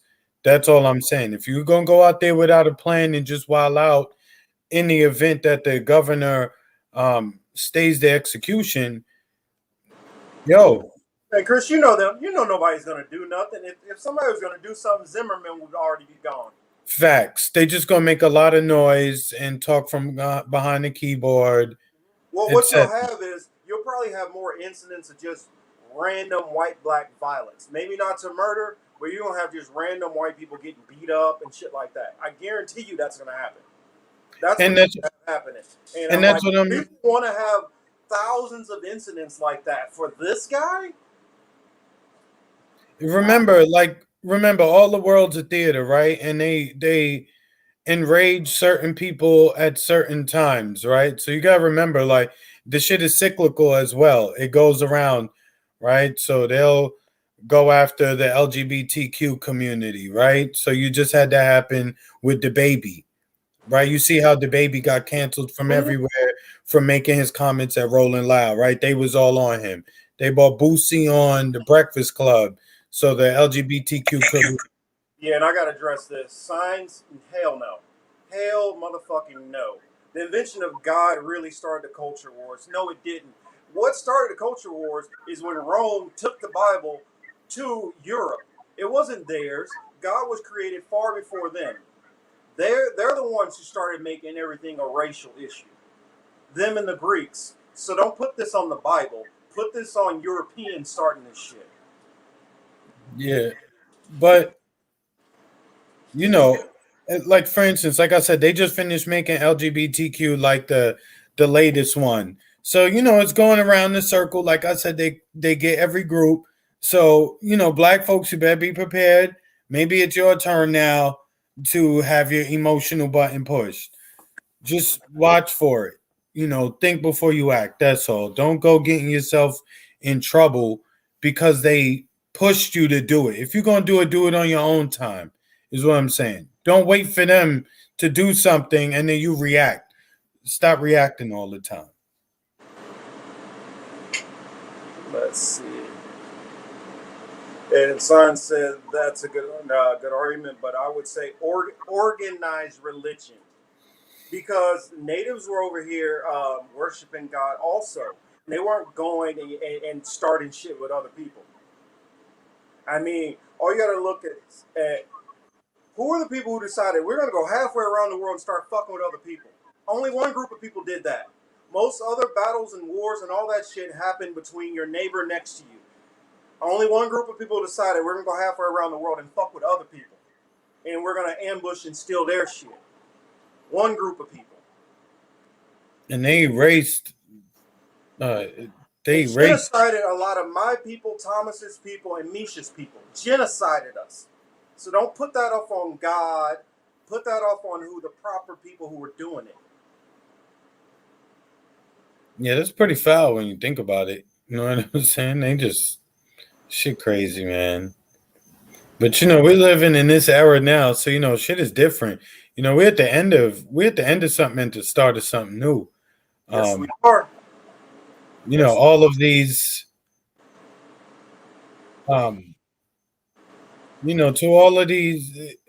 There wasn't biblical culture wars. No, that's not. That's nonsense. That's nonsense. If you would like to have a debate on the Bible, feel free to challenge me anytime you want. Anytime you want. Genghis Khan was not a god. Genghis Khan was a man. And Genghis Khan did that. Genghis Khan was an atheist. We were talking about his gods. His gods wasn't making him do shit. Neither was, and so what the pantheon of gods doesn't have anything, the pantheon and Greek gods don't have anything to do with the damn Bible. Odin and all that shit don't have anything to do with the damn Bible. So what are you talking about? Organized religion started most of this shit. So don't just put that on God as a whole. And don't put that also on misinterpretations of what people think gods are and whatever the hell they decide to use God for. That's not God that's doing it. That's those people. And don't misconstrue the two things. You saying that those popes over there touching little boys is because of God? Because that would be the same argument, basically. That's because they're sick perverts. That's why they do it. It ain't got nothing to do with God. It has to do with access. Yeah, they got that power, and they're fully trusted. So, it's easy to pervert that because you scream God all day. In the public you act kind of godly, and behind closed doors you're anything but. You're the total damn opposite. Do culture wars have to involve God? If you're talking about other people's battles, that did not have to do with the people of the book. That's a different story. So you can't try to pigeonhole or shoehorn it into that.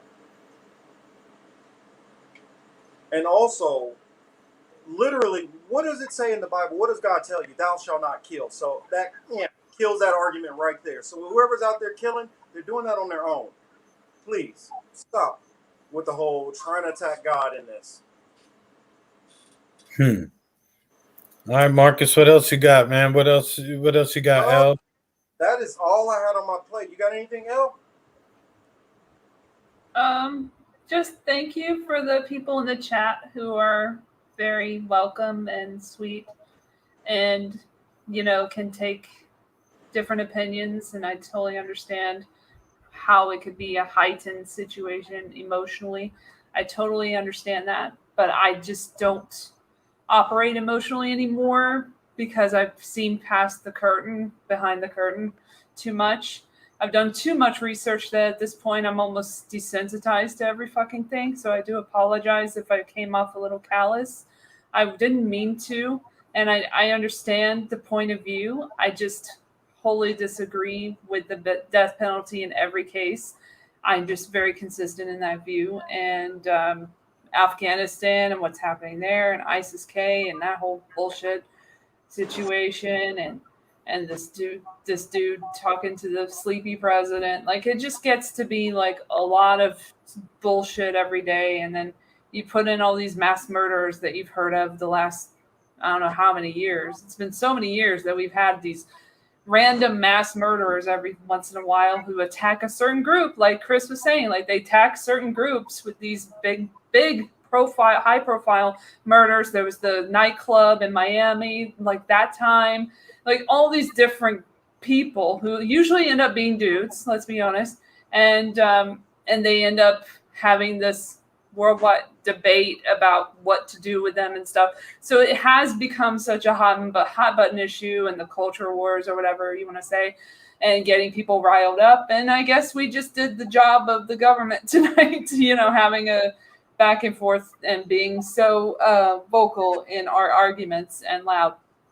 But if we could all just come together right now and really see the similarities of all of us and really embrace that and embrace common ground with each other on political issues that are really hot button, that they want to throw in our face and be like, hey, you go after this group, you go after that group, then we would be better off. If we got out of groups entirely, individualism, so important to like have your own identity and know what you are, and be able to get involved in things locally, and one-on-one conversations, face-to-face contact is something that we need to have going forward. We can't let them separate us into screens. I know this is a screen situation, but I would really love it if we can all be together. It would be really cool. And I would love that everybody just like, get as close to each other as possible without, fucking each other. But like,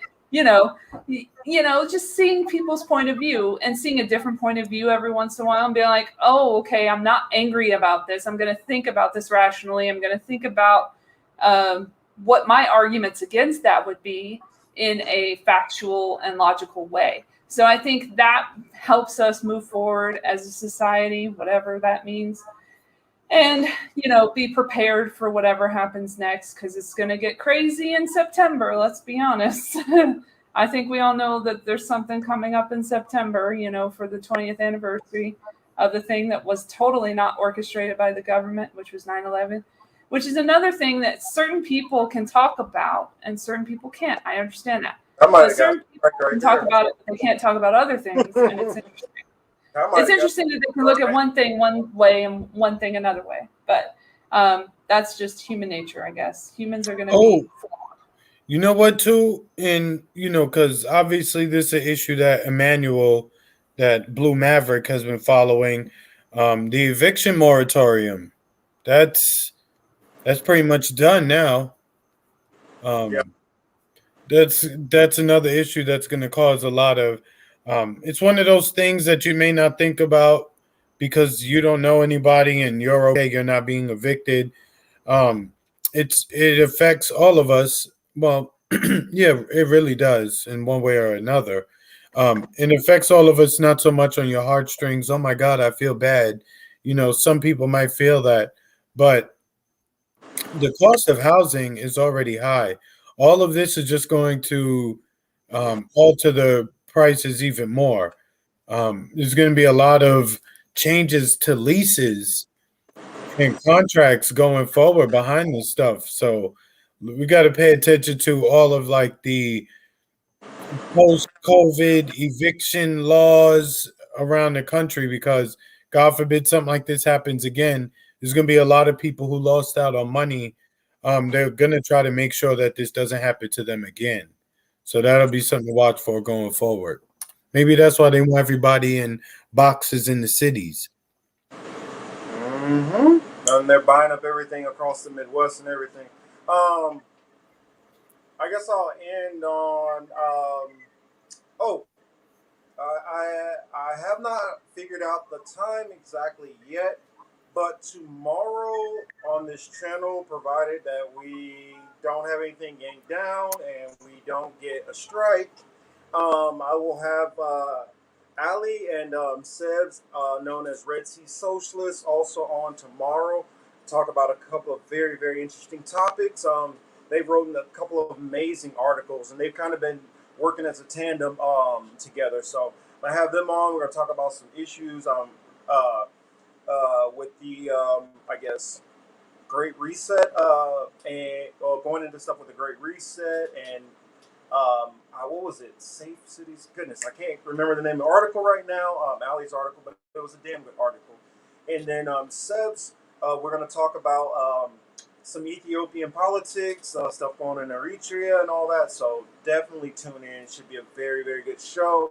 I guess I'll sum this because signs as where is God protecting the children that are violating this? For one, that's it sounds like such an easy question, but it's so damn complicated. So if you really want to just have this conversation like peacefully and we just discuss it and I go through stuff, it's not a simple answer. That's the reason why I just can't answer it really quickly. Because how I understand it, this is a big giant movie. There needs to be a good guy and there needs to be a bad guy. And recompenses will be happening on people who have done wrong. Also, I believe in regeneration. So it says that you receive the justice when you live again. We don't know what they did, whatever people did in their last life to whatever they're dealing with in their current life. So that would be my answer. Sorry, I can't break down all the scriptures to you very in a short notice to be able to get it out and explain more, but that's where I come from with that. So a lot of people are kind of, especially from the Christianity version, they're not understanding even what the Bible is actually talking about and what it's explaining, and all of it is not some Mary Poppins story where everything is going to go nice and dandy and nobody's going to go through anything. So that's one thing I want to put out there. It is not this perfectly harmless thing, and there's answers for all of these things. So if you want to have a discussion, honestly, I'm not going to come and beat you up or attack you on it. You can ask me any question that you want, as long as it's sincere, and then we'll just we'll deal and do what we call build. Let's see. Kelly says, Chris, hope you are staying safe, and Ida.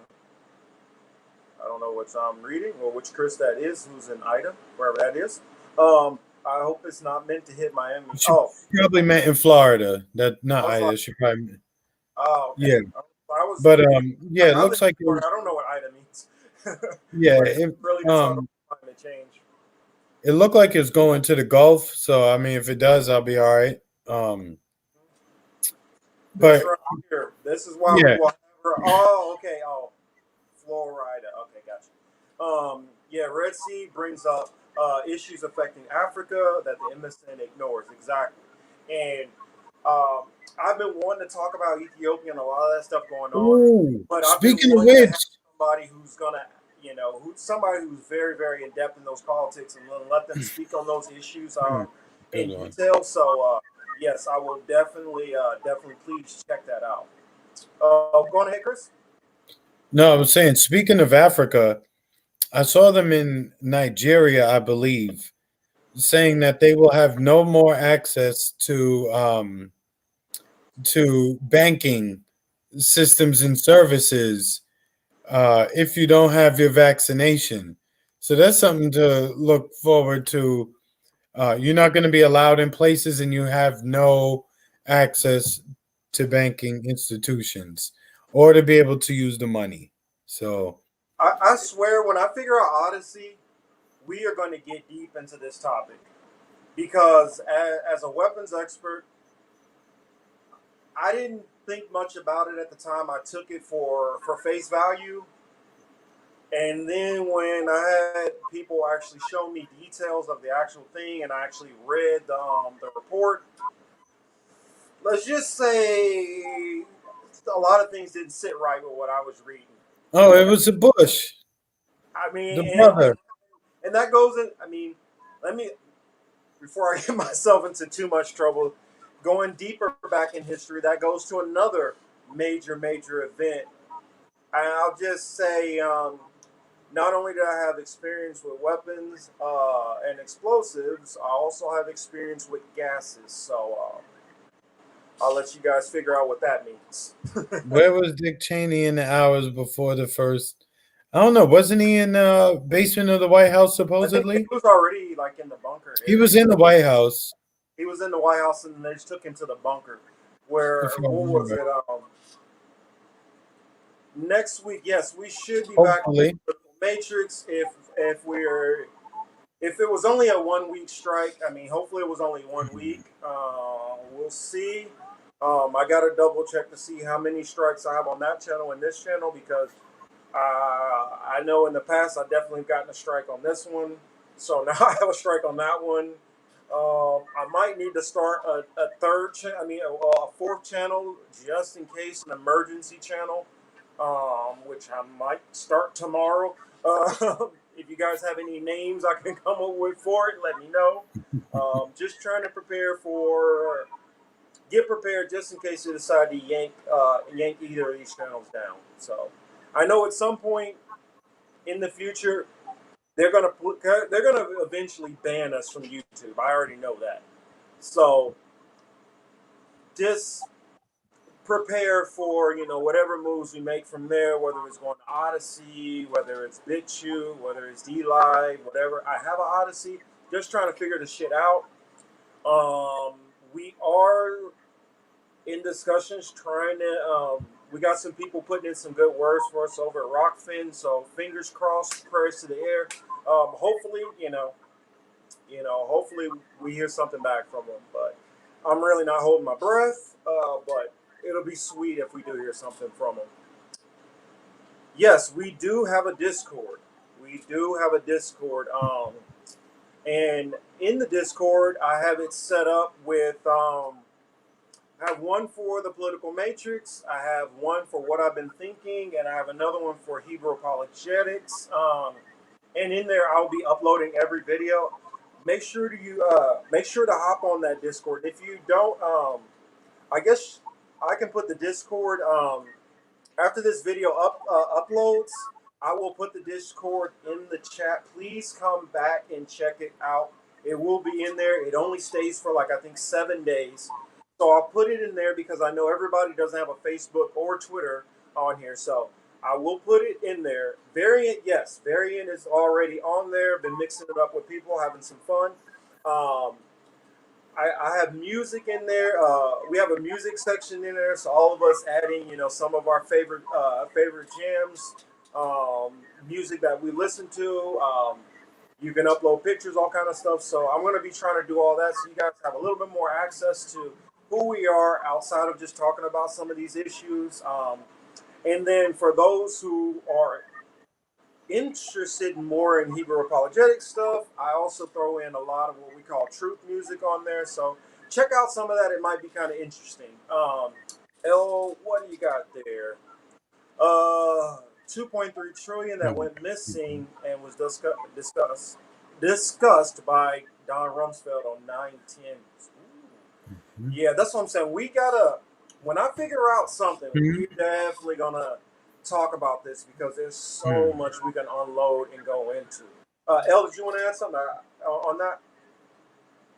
No, I just wanted to say I am doing a podcast tomorrow with Chris, and it's going to be uploaded. What day is tomorrow? Sunday. The 30th or the 31st? I don't know yet. But look out for that for the Super Awkward Funcast. Also, if you want to listen to something funny, I did a screenplay reading a few years back of The Room. So search for that in the search engine of your choice for the Super Awkward Funcast. Players present The Room screenplay reading, original screenplay, even better. So if you want to laugh, that's 2 hours of straight comedy and gay comedy, but mostly straight comedy. So enjoyed that in the meantime. And I'm gonna have a new.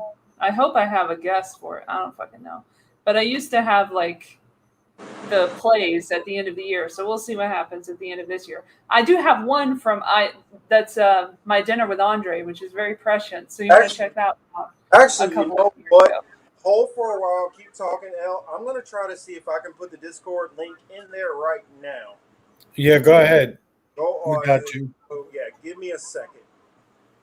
That's basically it. No need to interrupt. Come on, you guys got to keep talking a little while longer. Yeah, I mean, I see a lot of 9/11 comments in the chat. Sorry, I started that. Yeah, we know it. That was all bullshit, too. I mean, I don't want to say too much, but you just start looking at things, you could tell clearly what was up there. It was the event they needed to go into the Middle East. And that's really all it was. Nothing more, nothing less. Because they didn't even kill that many people. And I'm not saying that, those people deserve to die or anything like that. But considering New York City, 9 o'clock in the morning, there's a plane, you could have done a lot more damage to people by flying that plane into something else instead of just flying it into the building. So let's just keep that in mind as well. I find it interesting that that's the one and only event that we can think of in recent memory where a plane has struck a building and it has fallen with no explosives. There were never any explosives. Don't say that. It didn't fall. It imploded. Chill out. Exactly. But that didn't happen. It's our eyes tricking us, Mm-hmm. Wow, I did not notice it was. I'm gonna have to check my phone more often. I didn't realize that it was kicking everybody's. It's kicking a lot of comments out. I'm not censoring nobody's comments, so I'm going in and showing every damn one of them. So fuck it. Yeah, let them go. I don't censor comments, but I saw apparently it obviously was censoring some of your comments. Marcus, you put the YouTube link in. You didn't put the link for the Discord. Yeah, I thought I did Discord. I guess I didn't save that. Hold on a second. Let me get back over there again. Get it out of your Twitter message. Invite copied. Let's see if that works this time. There we go. All right, it should be there. That should be there. There we go. There you go. It's a little more free than Twitter. You can really say what you want. Yeah, over there on Discord, we can say whatever the hell we want to say. And if enough of you guys all hit me up when you see me in there, I do have a voice chat section. Oh, let me get the camera back on. I do have a voice chat section in there. So we can all hop on, talk about whatever. It doesn't limit how many people. We just kind of have to not talk over each other and have some patience. But yeah, there's all kind of functions in there. A bunch of cool people in there, and plenty of other content creators. Mm-hmm. So yeah, give myself a thumbs up while I'm in there. I know, right? May as well. Yeah, may as well. I'm gonna do that too in a little bit. We dragged it out a little bit longer. I know my boy Chris had to get out of here, but I guess we need to wrap this up and get out. What did it? Thomas, it's an honor to make your planets. I substitute. Oh, cool. Oh, well, good. That's what we want to hear. Whipple Dingle, Weedle Puffin, loving that name.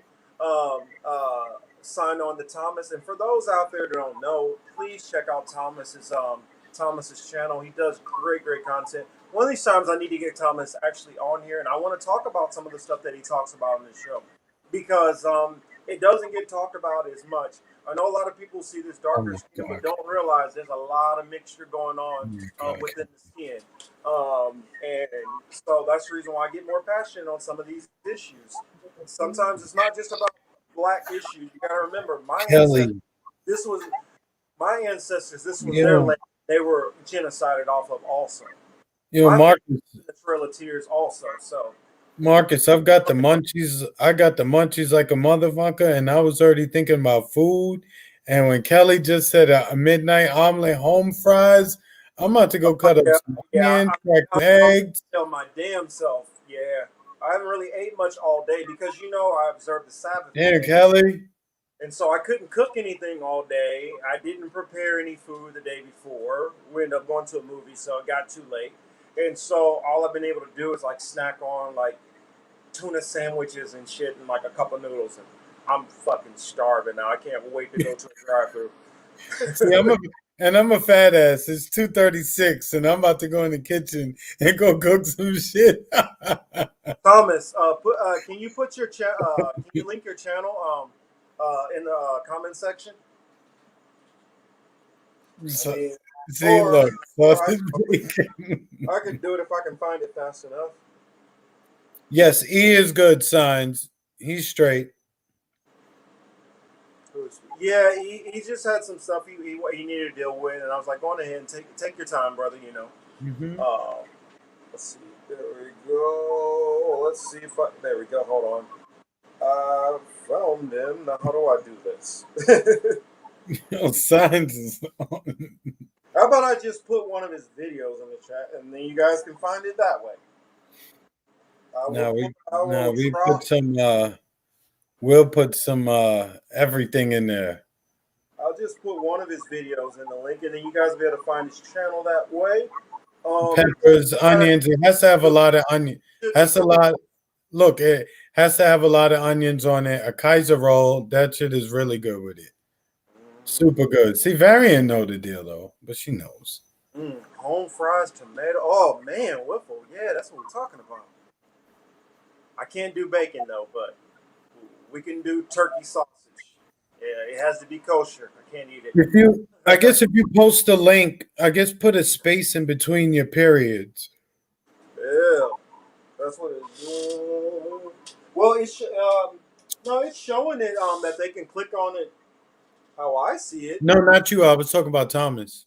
Okay, yeah, because I just found his most recent video and just threw that one straight on there.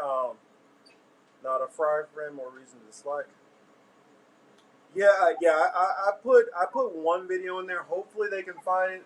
I will probably come back later on and in the chat section, not the live, just spam the hell out of a couple of Thomas's videos, which I've watched and I enjoy, and then you guys could hopefully find him that way. Exactly. There we go. You all can just type Thomas, Oklahoma in YouTube too. I mean, he's right there. He pops up pretty quickly. So, yes, if you are not checking out Thomas, especially for some of you guys who have been back and forth chit chat with Thomas all this time, you guys should be ashamed of yourself if you haven't checked out his channel yet. Misha, that last part is the most important part. You can say that part. I can't say that part. Eat healthy, drink lots of exercise, you can do it. And fornicate. That's right. Say that eat healthy, drink lots of water, exercise. I would say appropriate. Do your business with your spousal person, male, female, and leave it at that.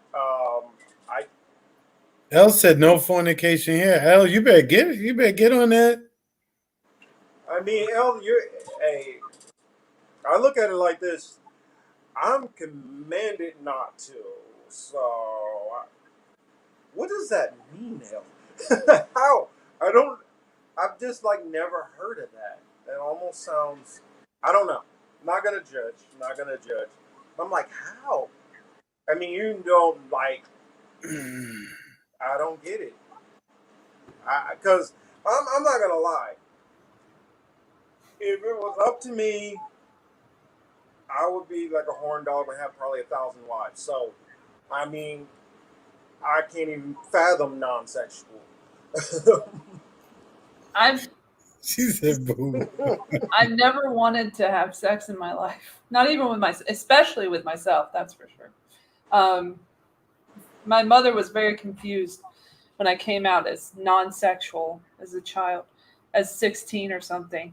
And she's like, "Oh, well, I guess I don't have to have that talk about the birth control and everything." One less thing for her to worry about.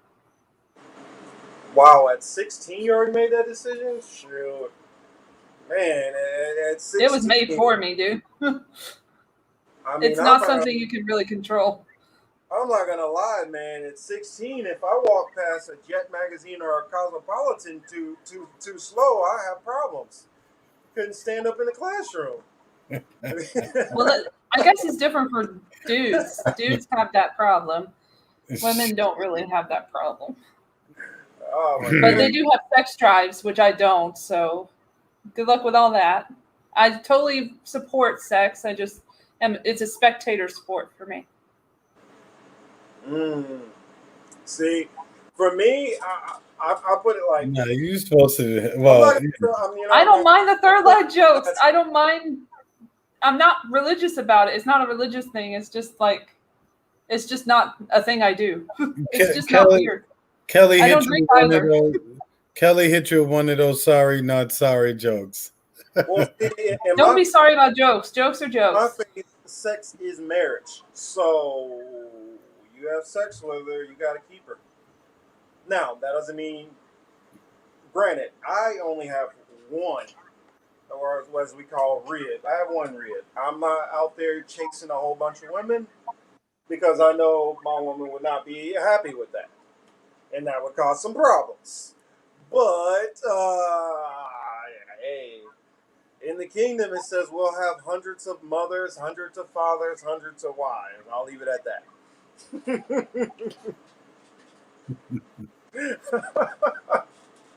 Signs picking on me there. Picking on me. I'm telling you.